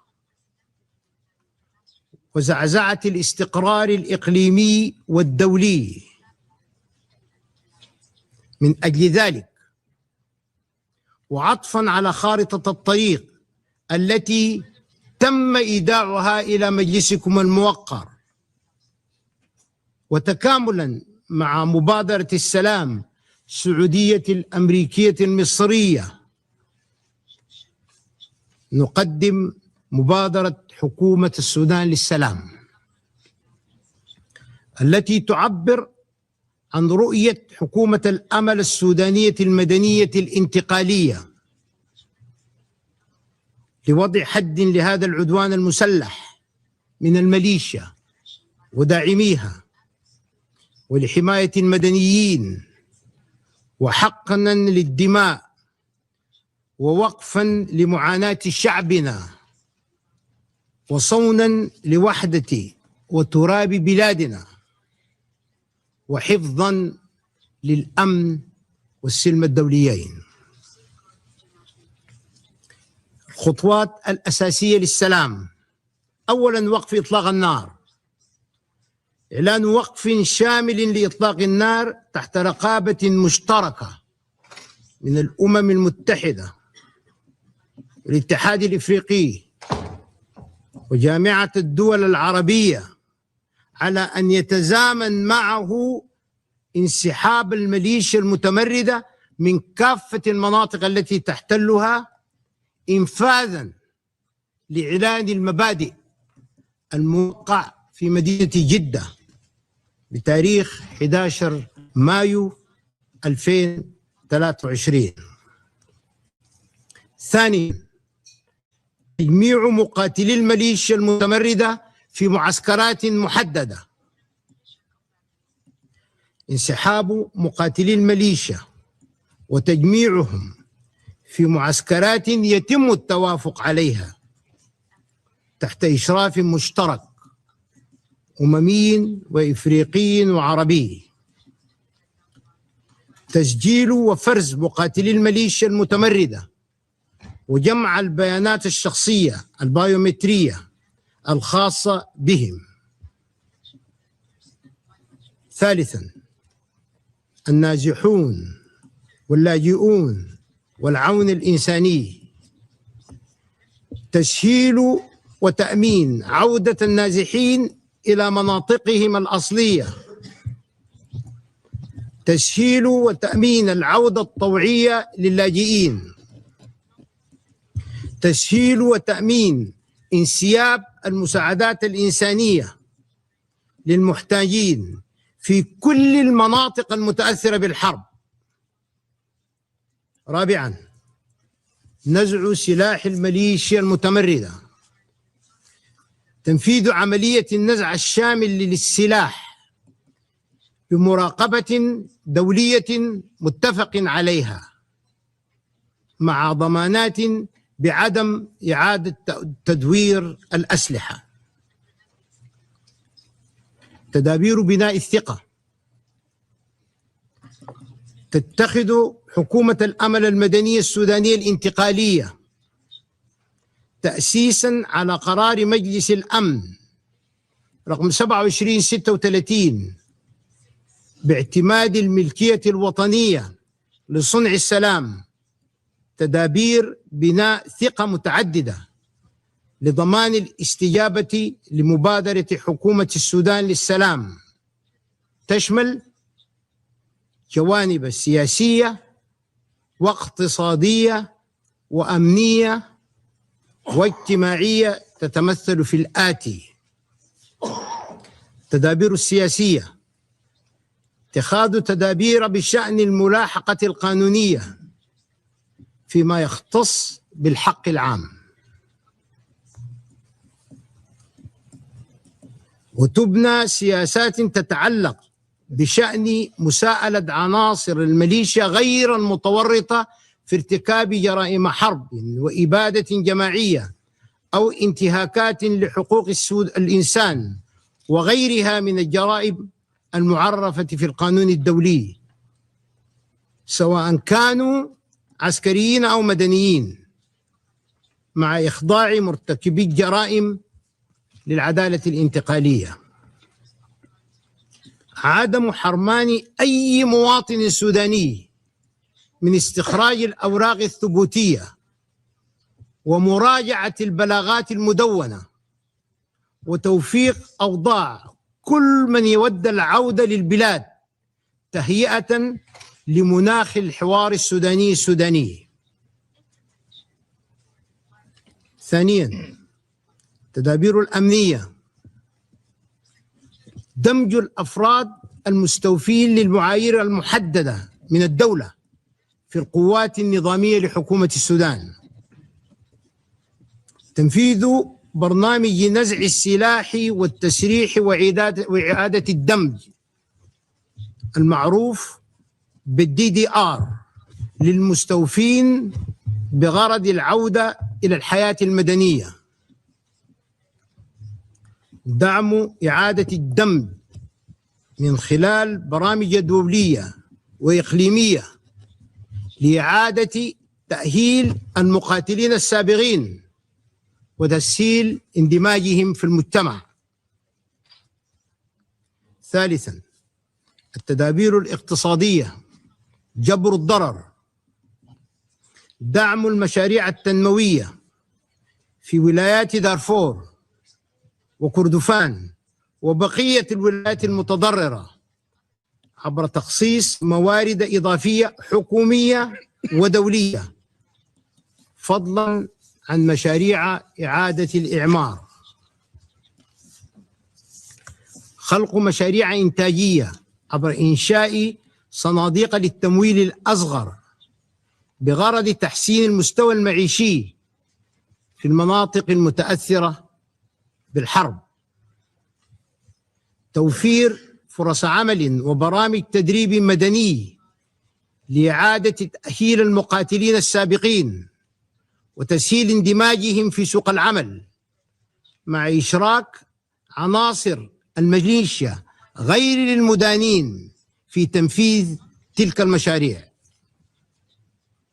رابعا، التدابير الاجتماعية، إشراك المدمجين والكيانات الأهلية الداعمة لهم في مبادرات السلم المجتمعي، وتوفير الفرص للمساهمة في برامج المصالحة الوطنية وجبر الضرر بما يعزز إعادة ثقة المجتمعات المحلية فيهم. استيعاب المدمجين في مشاريع تعليمية وصحية عبر دعم المدارس والمستشفيات في المناطق المتأثرة بالحرب وجعلهم جزءاً من الحل المجتمعي.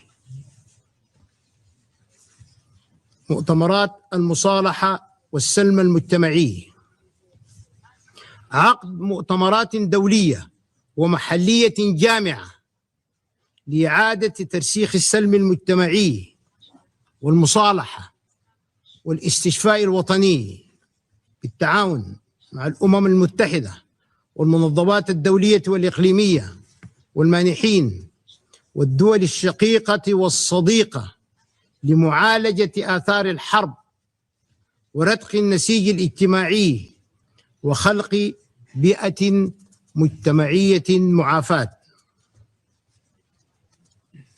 العملية السياسية، انعقاد الحوار السوداني خلال الفترة الانتقالية الذي تتفق فيه القوى السياسية على كيفية إدارة الدولة وحكم البلاد، ويعقب ذلك انعقاد انتخابات حرة ونزيهة بمراقبة دولية لاستكمال استحقاقات التحول الديمقراطي الشامل. Mr. President, distinguished members of the Security Council, history will not remember how complex this conflict was. It will remember whether the world acted when action was possible. It will remember when action was possible. The government of Sudan Peace Initiative offers a clear test of our collective resolve. A ceasefire that can be monitored, disarmament that can be enforced, justice that is not selective, and reconciliation that is not superficial.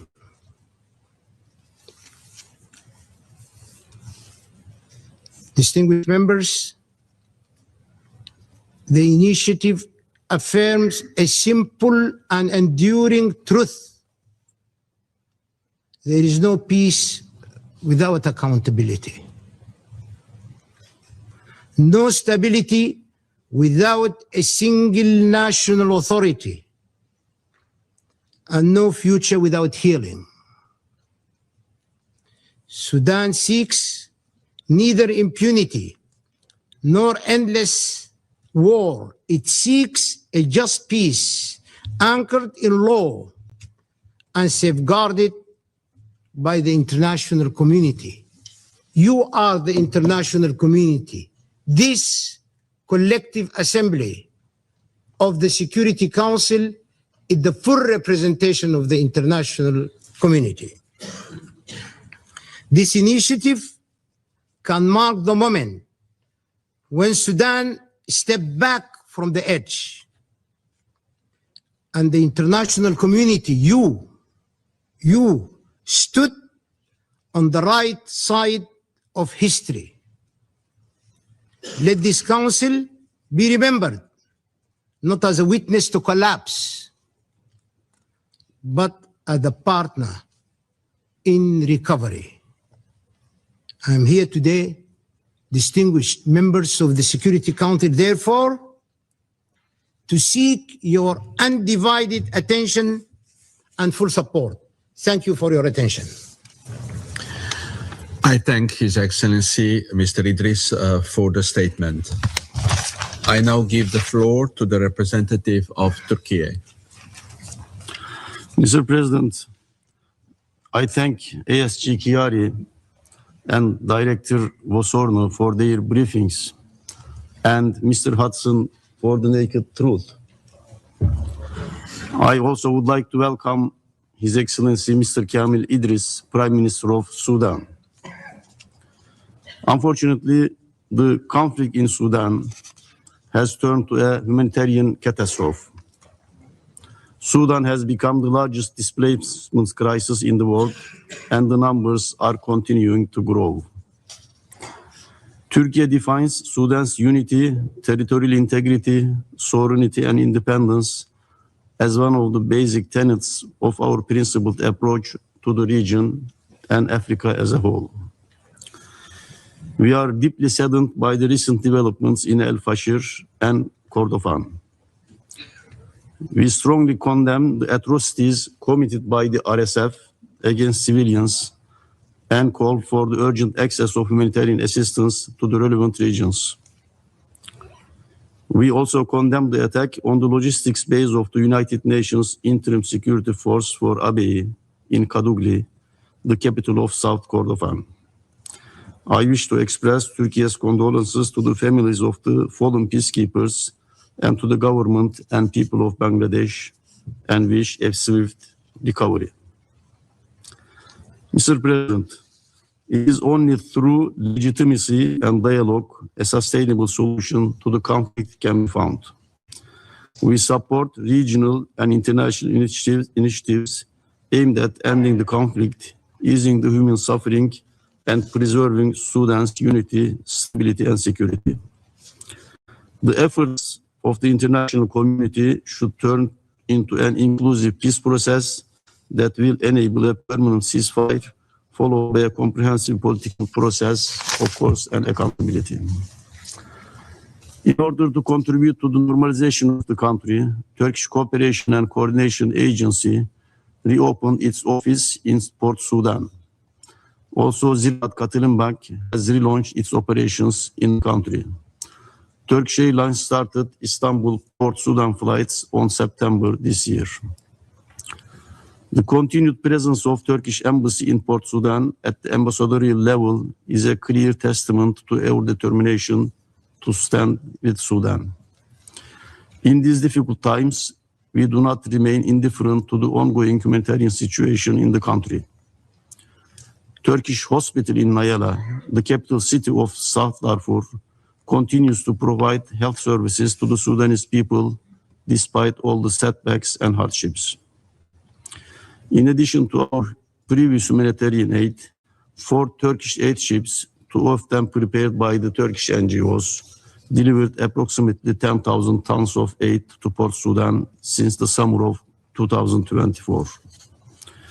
Turkish Ministry of Health has sent 64 tons of medical supply to help Sudanese people fight cholera in this July. In cooperation with Turkish Disaster and Emergency Management Authority and the International Organization for Migration, arrangements of the shipment of 30,000 tents were completed. First shipment already arrived. Rest of the tents will be delivered soon. Mr. President, in the midst of growing number of global crises and challenges, Sudan must not be allowed to fade from the international community's focus. That's why I appreciate the initiatives by His Excellency Prime Minister very much. Establishment of a reliable ceasefire, sustainable and safe delivery of humanitarian aid remains to be urgent needs. People of Sudan must be freed from the grip of violence and death. Turkey once again underscores its firm support for the people of Sudan and appeals to the international community to enhance and enforce efforts to end the conflict. And thank you. I thank the representative of Turkey for the statement, and I give the floor to the representative of Egypt. سيد الرئيس، اسمحوا لي بداية أن أرحب بتواجد دولة رئيس الوزراء السودان الدكتور كامل إدريس بيننا اليوم في هذه الجلسة التي تنعقد في لحظة فارقة من تاريخ السودان الشقيق على نحو ما تفضل به دولة رئيس الوزراء منذ دقائق. يمر خلالها هذا الجار العزيز على قلوب المصريين جميعا بأزمة عميقة تحمل تداعيات سلبية وخطيرة على الأمن والاستقرار الإقليمي والدولي، وعلى دول جوار السودان بشكل خاص، باعتبارها الأشد تأثراً بالأزمة والأكثر تحملاً لأعبائها. سيد الرئيس، أعضاء المجلس الموقر، انخرطت مصر على مدار العامين الماضيين في كافة الجهود الدولية الرامية لاستعادة استقرار السودان، إدراكاً منا لمكامن الخطر المتعددة لهذا الصراع، خاصة بالنظر إلى موقع السودان الاستراتيجي في قلب القارة الإفريقية وحدوده المشتركة مع 7 دول وسواحله الطويلة الممتدة على البحر الأحمر، وتداعيات انتشار عوامل الفوضى وانعدام الأمن، والتي تشمل تهديد أمن وسلامة الملاحة في البحر الأحمر، وتقويض الاستقرار في منطقة القرن الإفريقي، وانتشار الإرهاب والجريمة المنظمة، وتزايد موجات الهجرة غير الشرعية، وتهريب السلاح والبشر، وجميعها عوامل قد تحول السودان لا قدر الله إلى أزمة تهدد السلم والأمن الدوليين وليس فقط محيطه الإقليمي.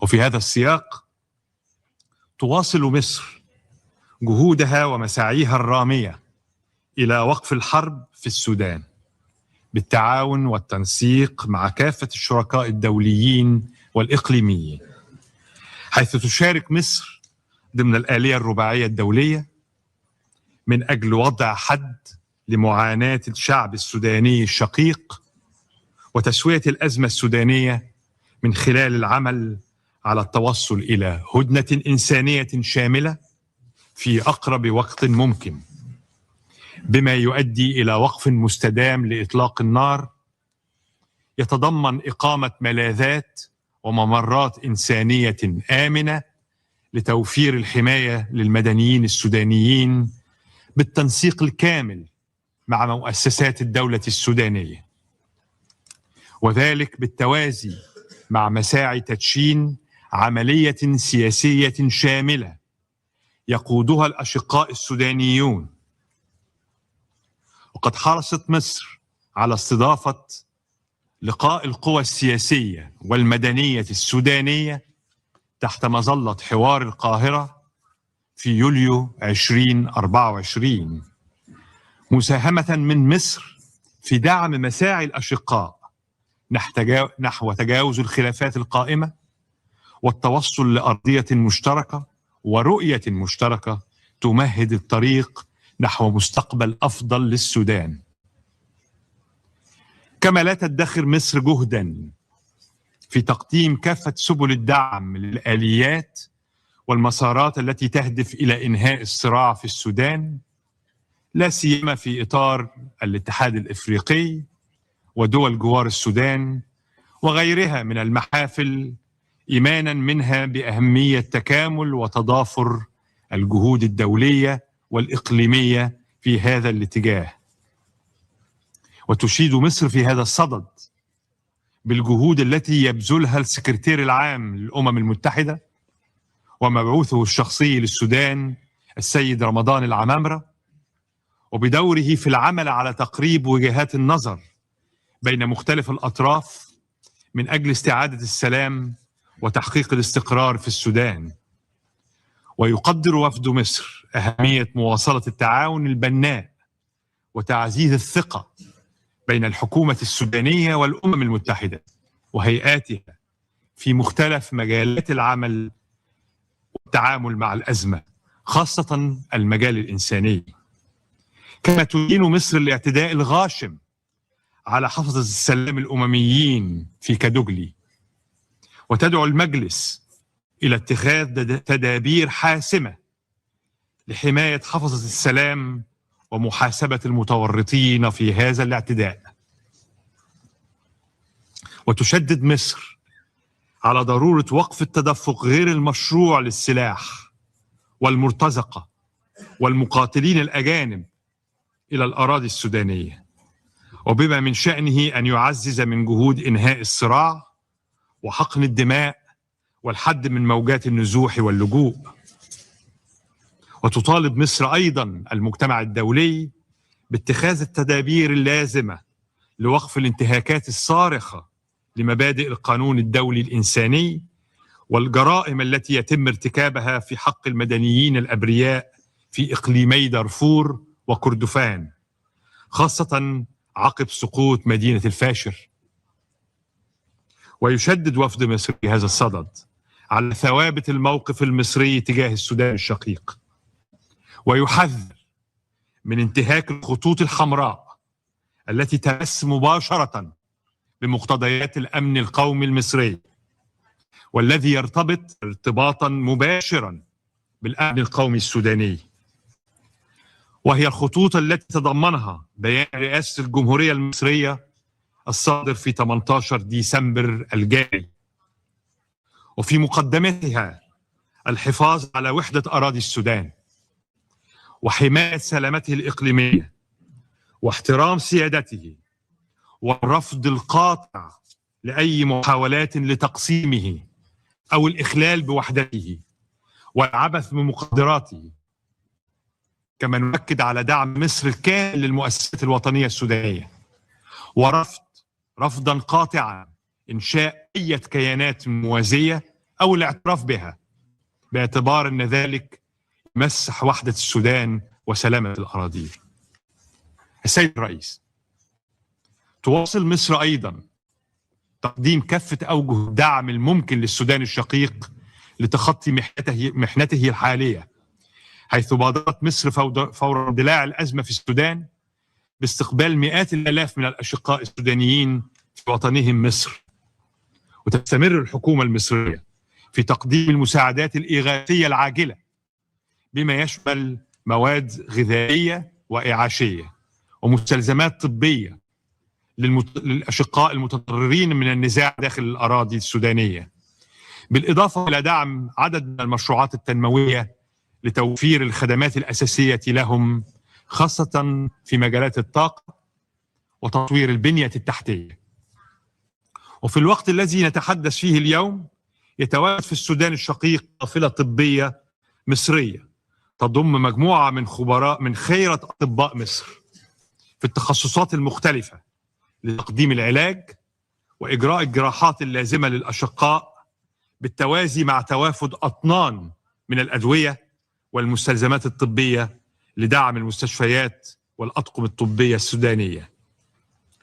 سيد الرئيس، إن الوضع في السودان حاليا لا يجب أن يكون مجالا للتنافس أو ساحة للتناحر، بل إنه يتحتم علينا جميعا التعاون والتنسيق المخلص والشفاف من أجل الخروج بالبلاد من هذا المعترك، والتوصل في أسرع وقت لهدنة إنسانية تسمح بتعزيز نفاذ المساعدات والإغاثة اللازمة لملايين النازحين من الشعب السوداني، يعقبها الانخراط في مفاوضات للتوصل إلى وقف دائم لإطلاق النار، ثم استئناف العملية السياسية بما يسمح بنجاح الفترة الانتقالية في السودان.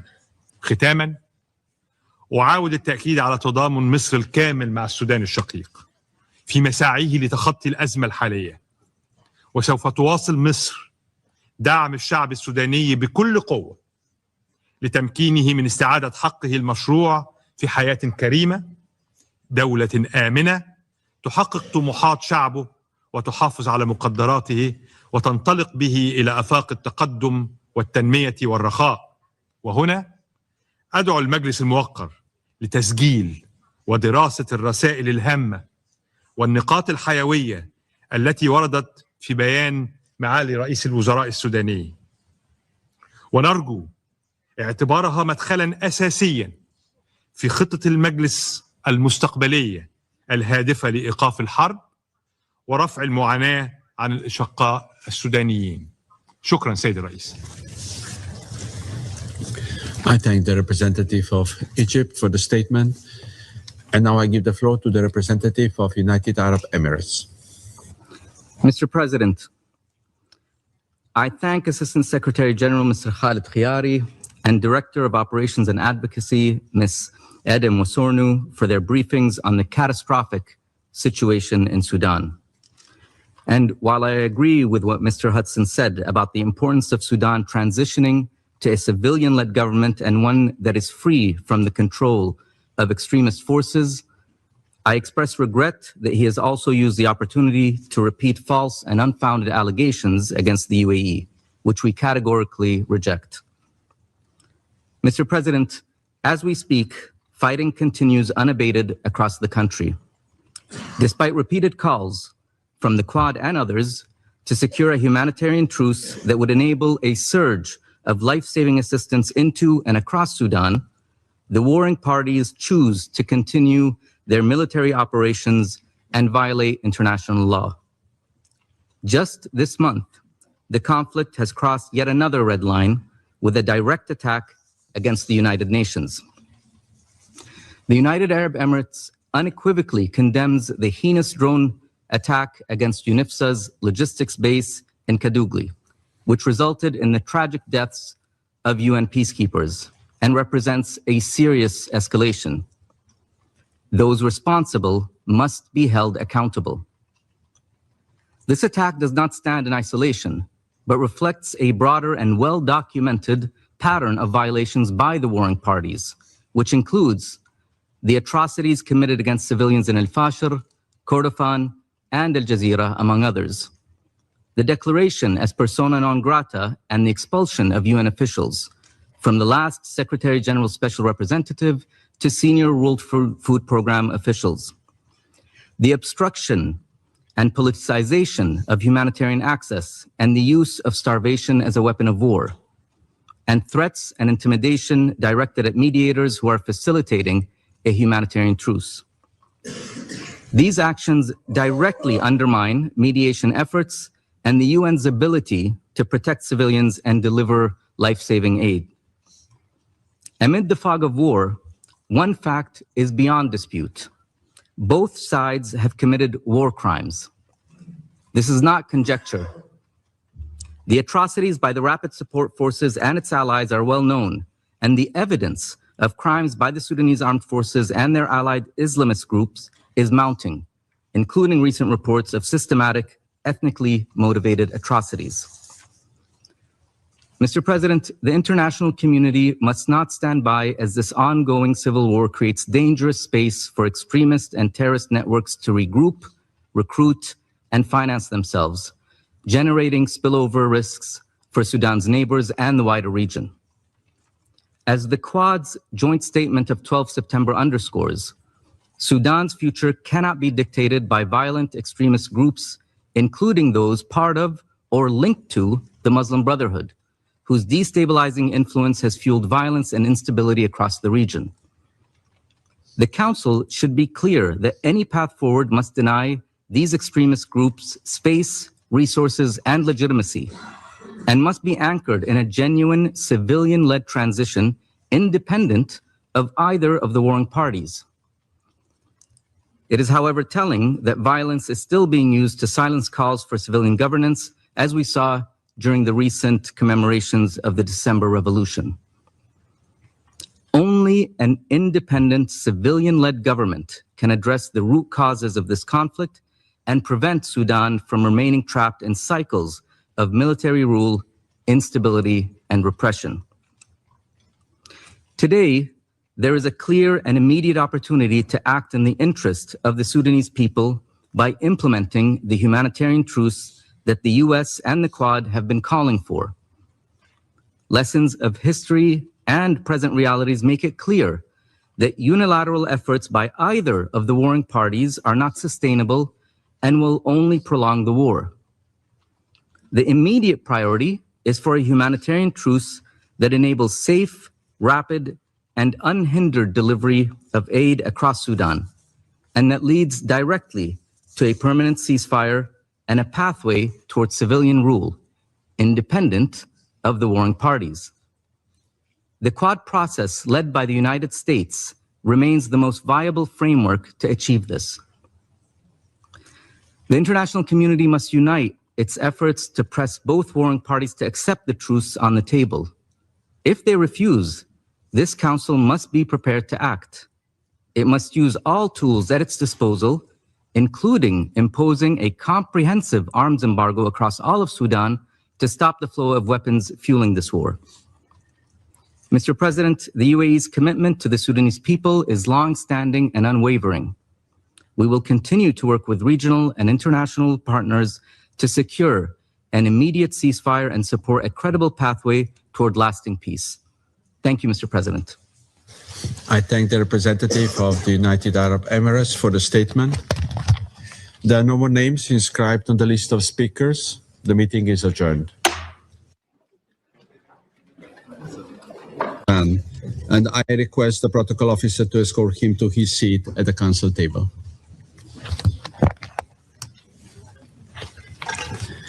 In accordance with Rule 39 of the Council's Provisional Rules of Procedure, I invite the following briefers to participate in this meeting. Mr. Khalid Khiari, Assistant Secretary General for the Middle East, Asia, and the Pacific, Departments of Political and Peacebuilding Affairs and Peace Operations. Ms. Eden Vosornu, Director of Operations and Advocacy, Office for the Coordination of Humanitarian Affairs, and Mr. Cameron Hudson, Independent Analyst and Consultant on African Security, Governance, and Geopolitics. It is so decided.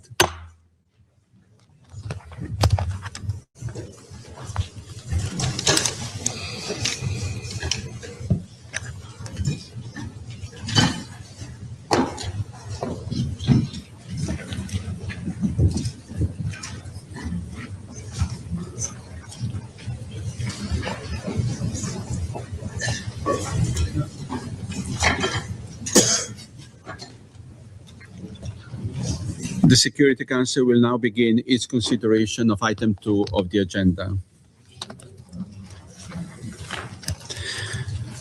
I would like to remind everyone that this is an official meeting of the UN Security Council, being fully aware that today's briefing is not an easy one for anyone in the room. I would like to particularly remind all participants and speakers at today's discussion to engage in this meeting with utmost respect and to observe appropriate standards of tone, wording, and content in their remarks. I now give the floor to Mr. Khaled Khiari. Mr. President, since the Secretariat's last briefing on Sudan in October, the conflict has again intensified, confirming fears that the dry season will bring increased fighting and renewed attacks on civilians. Each passing day brings staggering levels of violence and destruction. Civilians are enduring immense and unimaginable suffering with no end in sight. In recent weeks, the conflict has centered in the Kordofan region, where the Rapid Support Forces have made significant territorial gains. On 1 December, the Rapid Support Forces captured Baba Nuza in West Kordofan, followed on 8 December by their capture of Heglig in South Kordofan, an oil field and critical processing station for South Sudanese crude oil pumped to Port Sudan for exportation. Kadugli and Diling, both in South Kordofan, are now under tightening siege conditions. Reports indicate that Sudanese armed forces personnel withdrew from Baba Nuza and Heglig into South Sudan, and that South Sudanese forces moved into Sudan to protect the Heglig oil infrastructure. Beyond Heglig, Movements of armed groups across Sudan and South Sudan's border have been reported in both directions, with potentially destabilizing effects for both countries. These developments reflect the increasingly complex nature of the conflict and its expanding regional dimensions. If unaddressed, Sudan's neighbors could become embroiled in a regional conflict in and around Sudan. Mr. President, for months, the United Nations High Commission for Human Rights has warned of the dangers of the escalation of hostilities in the Kordofan region and called for urgent action to prevent the repetition of atrocities documented in North Darfur and El Fasher in particular. A particularly alarming feature of the conflict is the growing use of indiscriminate drone strikes by both parties, which are causing significant civilian deaths. On 4 December, drone strikes in Kalogi, South Kordofan, hit a kindergarten and then the hospital where victims of the initial attacks had been taken for treatment. More than 100 people were killed in this despicable attack, including 63 children. On 13 December, drone attacks targeted the UN logistics base at the Joint Border Verification and Monitoring Mechanism headquarters in Kadugli, South Kordofan. 6 members of the Bangladeshi peacekeeping contingent serving with the United Nations Interim Security Force for ABA, UNISFA, were killed and 9 others injured. UNISFA has launched an investigation and is working to preserve evidence under challenging circumstances that would help identify those responsible. Due to prevailing insecurity, all UNISFA personnel are being evacuated from Kadugli until further notice. As the Secretary General has stressed, attacks targeting United Nations peacekeepers may constitute war crimes under international law and called for accountability.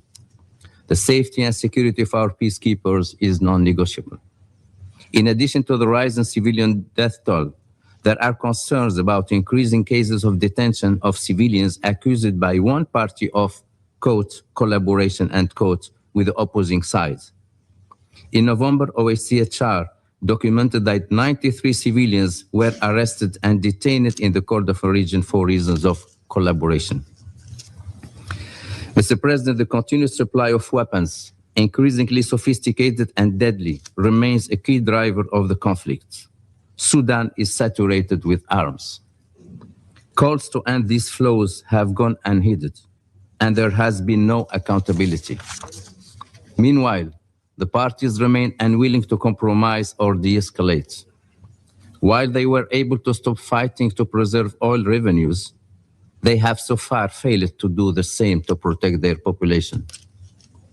The backers of both sides must use their influence to help stop the slaughter, not to cause further devastation. Mr. President, preventing a further deterioration of the situation and preserving the unity and territorial integrity of Sudan requires swift and coordinated action. The Secretary General's personal envoy of Sudan, Ramtan Lamamra, is in contact with both warring parties to encourage them to engage in discussions on concrete and implementable measures to de-escalate violence and advance the protection of civilians in Sudan. Personal envoy Lamamra is engaging closely with members of the Quad. Consistent coordination of peace efforts is essential to increase our collective impact. Equally important is the deepening collaboration among the quintet of multilateral organizations, the African Union, European Union, IGAD, the League of Arab States, and the United Nations. Together, we are currently focused on supporting an African Union-led inter-Sudanese dialogue that can pave the way for a credible, inclusive, and civilian-led transition. To support these efforts, the Office of Personal Envoy Lamamra is developing a consensus document aimed to synthesize the visions put forward by Sudanese political actors and prominent individuals.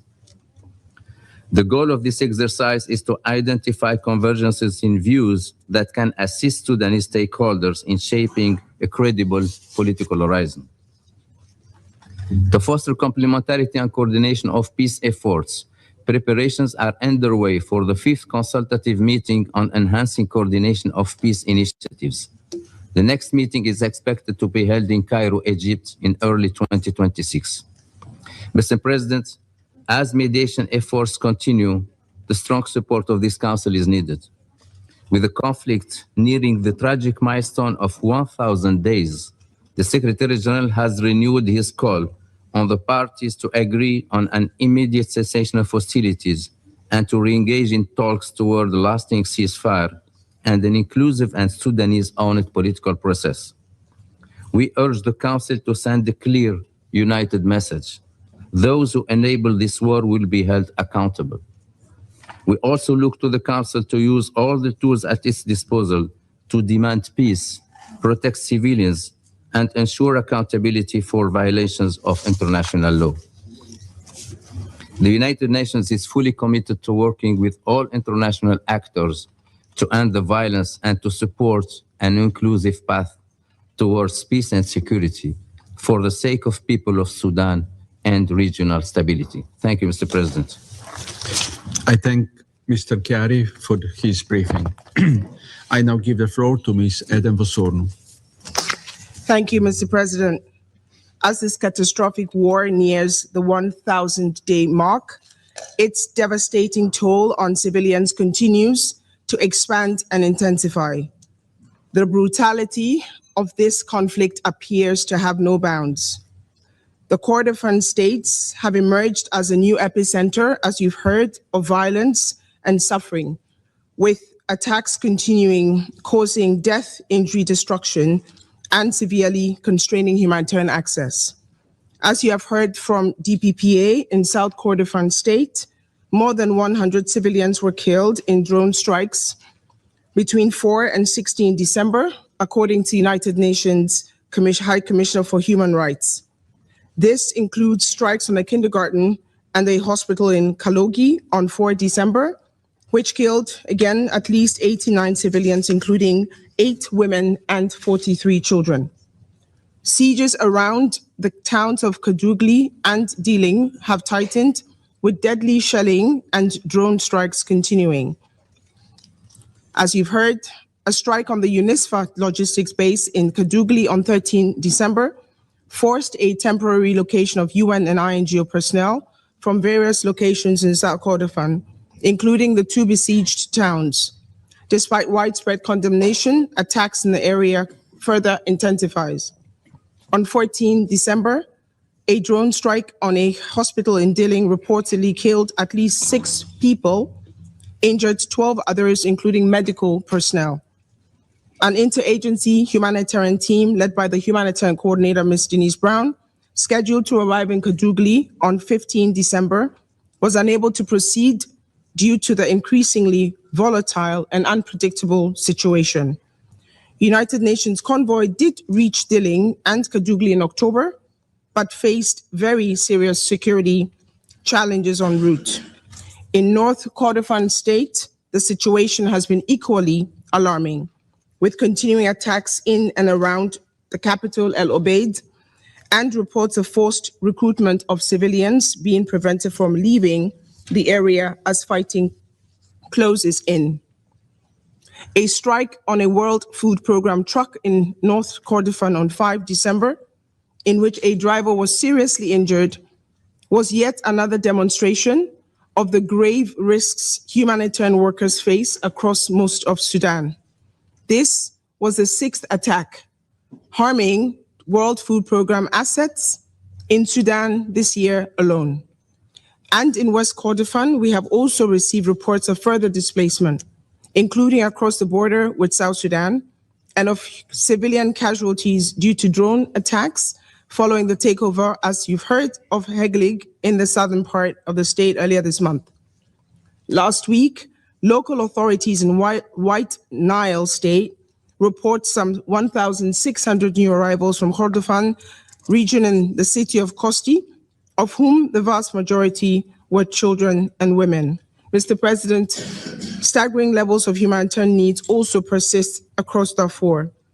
Efforts to safely access El Fasher continue, with ongoing discussions on the deployment of a security assessment team. We continue to see new reports of serious violations of international humanitarian law during and after the takeover of El Fasher by rapid support forces, including mass killings and sexual violence. A report of our colleagues at the United Nations High Commissioner for Human Rights last week details some of the horrors inflicted on civilians in the area during the Rapid Support Forces 3-day offensive on Zamzam displacement camp in April. Deliberate killings of civilians, gruesome sexual violence, including rape and gang rape, and the prolonged blocking of food, water, and the supplies essential for survival. Humanitarian responders in Tawila and Adaba and other areas are struggling to fully cover the needs of new arrivals from El Fasher, with resources and capacities severely stretched, despite new injections of funding from the Central Emergency Response Fund and the Sudan Humanitarian Fund. And while much of the focus of the Council's recent discussions has been on El Fasher and its areas, surrounding areas, we must also highlight the very serious humanitarian situations in other parts of Darfur. Again, a drone strike on the town of Katila in South Darfur State earlier this month killed over 30 civilians and injured many more. Further civilian casualties were reported in another strike in the town of Kutum in North Darfur on the same day. Last week, the World Humanitarian Organization reported the large numbers of health workers detained in Niala, the capital of South Darfur. The World Health Organization has documented 65 attacks on healthcare in Sudan since January, with more than 1,600 people killed and 276 injured. The Adre crossing from eastern Chad remains indispensable to humanitarian operations across Darfur, and we therefore noted with great alarm reports of an alleged drone attack causing a large explosion in a nearby location in West Darfur on 7 December. Drones also continue to extend the reach of the fighting beyond Darfur and Kordofan region. Last Friday, multiple explosions were reported in Atbara in River Nile State due to drone strikes reportedly targeting power stations, triggering widespread blackouts in the area. We have teams in all these locations. Mr. President, this is OCHA's 10th briefing to the Security Council on Sudan this year. Month after month, we have highlighted deadly attacks against civilians, spiraling needs, and the complex array of impediments that delay or block efforts to reach the millions of people who require urgent, life-saving humanitarian support.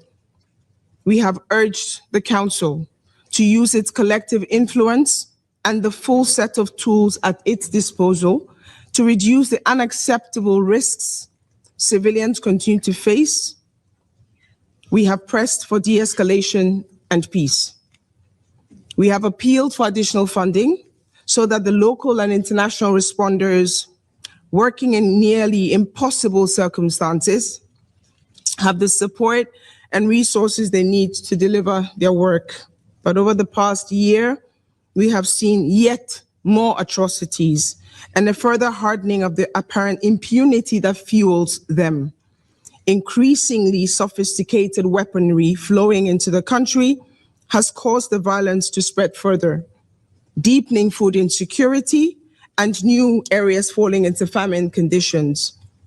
Additional waves of displaced civilians fleeing for their lives, including across borders, with broader regional destabilization effects growing. Humanitarian organizations being forced to cut back on life-saving programs, just as the needs continue to grow. Relentless attacks on humanitarian personnel and health workers. Repeated targeting of essential infrastructure. Despite the challenges, Mr. President, the humanitarian response continues with 16.8 million people receiving some form of humanitarian support since January this year alone. Our system is under unprecedented strain and increasingly under direct attack, but it continues to deliver. Mr. President, as the Emergency Relief Coordinator, Tom Fletcher said during his briefing to this council in October, we need to find ways to act with greater courage and collective purpose in the face of this absolutely devastating crisis.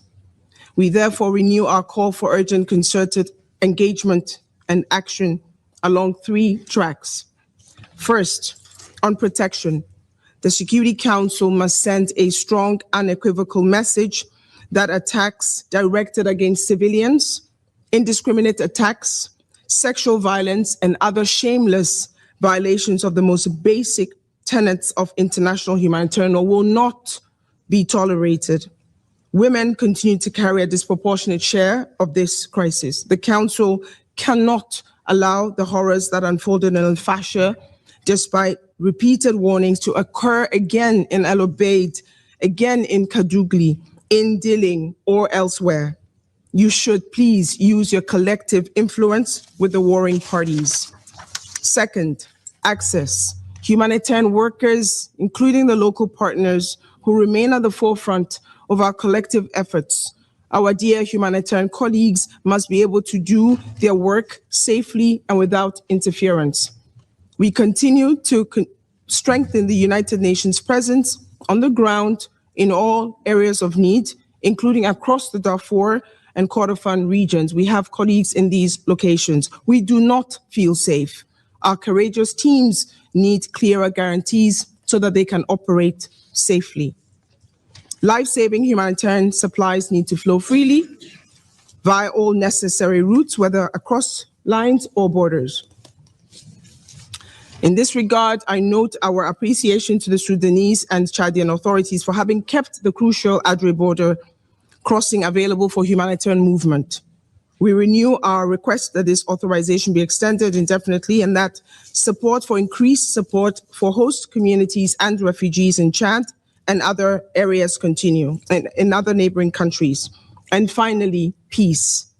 With another grim milestone in this nightmarish war approaching, renewed efforts are needed now more than ever to halt the fighting, to stop the arms flow that are fueling the conflict, and to move the parties towards the inclusive and lasting nationwide ceasefire that is so desperately needed. I thank you. I thank Ms. Vosorno for her briefing. I now give the floor to Mr. Cameron Hudson. Thank you, Mr. President, members of the Security Council.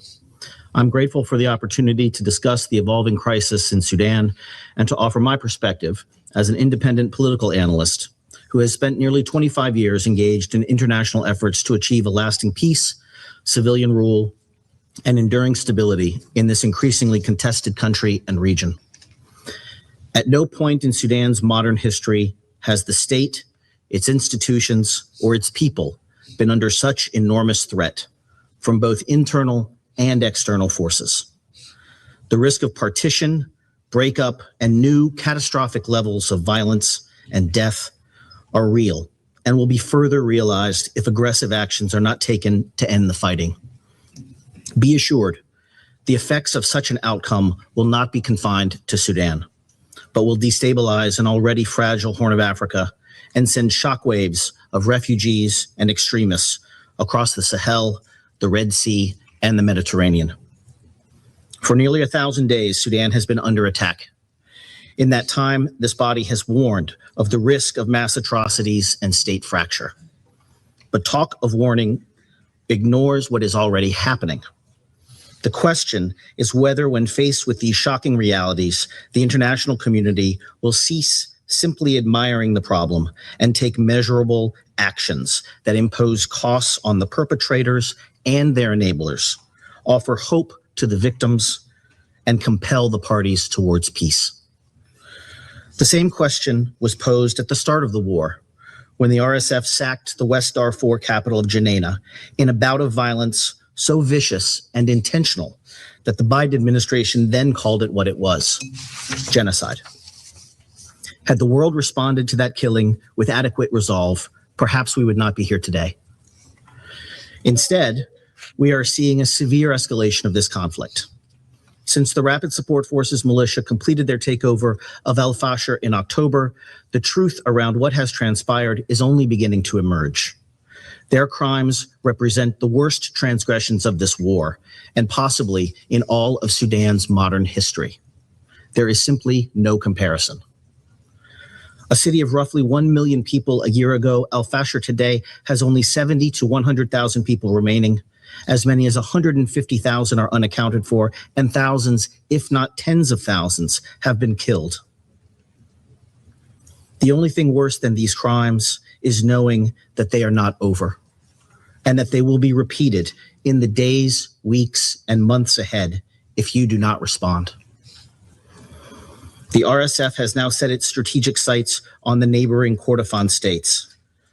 The siege there now extends to the cities of Dilling and Kadugli, which are already suffering under a famine declaration.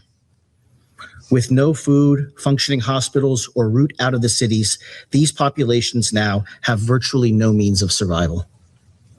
This begs the question: what possible tactical or strategic reason does the RSF have for targeting civilians after the army has already withdrawn? And what, if any, consequences will they suffer for these blatant war crimes? Left unchecked, in the coming days, an all-out battle for the control of the city of El Obeid, the capital of North Kordofan state, will emerge. This promises to be the largest and perhaps most destructive battle yet, not merely because of the city's strategic location at the country's crossroads, nor because the city now plays host to well over 1 million vulnerable people, but because over the course of the last year, this conflict has been transformed. It has morphed by outside enablers from a conventional 20th century war fought with aging heavy equipment and light arms into a modern 21st century conflict deploying the latest generation of advanced weaponry. The introduction of long-range, tactical, fiber optic, and so-called kamikaze drones, along with sophisticated jamming technology and armored personnel carriers, have replaced the barrel bombs, technicals, and tanks in use at the start of this war. On its surface, smarter weapons should have improved targeting and avoided civilian casualties. But instead, we know that the opposite is true. Civilians, especially those in urban areas, have been subjected to an unrelenting barrage of drone attacks by both sides. Moreover, these weapons have vastly enlarged the scope of the war in ways that respect no battle lines. Every corner of the country is now under threat. Just last week, the northern city of Atbara, hundreds of kilometers from the nearest combat, was barraged in an RSF drone attack targeting an army base, but that knocked out electricity supplies to the eastern part of the country. And just this weekend, a drone attack killed 10 in a market in North Darfur. Weapons from as many as a dozen countries have been found to be in use by both sides in this war, in violation of the 2004 arms embargo. Many of the countries providing weapons actively decry the civilian casualties inflicted by the same arms they provide. Still, other countries providing these weapons sit on this very council. But not all countries bear equal responsibility for fueling this conflict. In the last 2 years, the United Arab Emirates has used influence across the Horn of Africa to construct an extensive military air bridge operation, flying weapons into the RSF via regimes in Chad, Libya, Central African Republic, South Sudan, and Somalia's Puntland region. These efforts have expanded this conflict in ways that have no justification and that are beyond doubt. Mr. President, the situation in Sudan is too dire to accept half-truths and obfuscations about the role outside powers play in fueling this conflict. And it is no longer sufficient to decry the crimes of the belligerents alone. If we ignore the war's enablers, then we are all complicit. Against this backdrop of expanding and unrelenting conflict is the faint prospect of peace. Unfortunately, efforts aimed at curbing this conflict or preparing civilian alternatives have not been nearly as coordinated as efforts to arm the combatants. Recent efforts by the United States to form a quad mechanism of Egypt, Saudi Arabia, and the United Arab Emirates has seen the most high-level attention and offered some hope for a ceasefire, but so far have produced little by way of breakthroughs. The announcement by President Donald Trump to become more personally involved shines a much-needed light on the conflict. Remarks last week by his Secretary of State indicate, however, that the U.S. remains focused on the task of achieving the urgent, near-term goals of a ceasefire and humanitarian access. Make no mistake, these are essential tasks that are welcome and must be prioritized. But it will not be possible to break Sudan's long cycle of violence if we are not equally engaged in pursuit of the fundamental goals of institutional reform and civilian rule. Mr. President, those objectives cannot be achieved through elite bargains alone. It will take a sustained commitment from Sudanese political leaders and the international community, neither of whom have been serious enough in their efforts to present or support realistic civilian alternatives to military rule. But the Sudanese cannot do it alone. Just last week, in a sign of Sudan's tightening civic space, peaceful protesters marking the anniversary of the popular revolution that removed President Omar al-Bashir from power were met with tear gas. Other pro-democracy leaders have been harassed, detained, and even disappeared by recidivist forces within the apparatus who fear the long-term erosion of power. It must be said on this score, the disparate efforts under the African Union and the Secretary General's personal envoy to engage civilian voices have been insufficient to match the urgency of the moment. Nonetheless, these institutions, along with other organizations making up the quintet, remain the best placed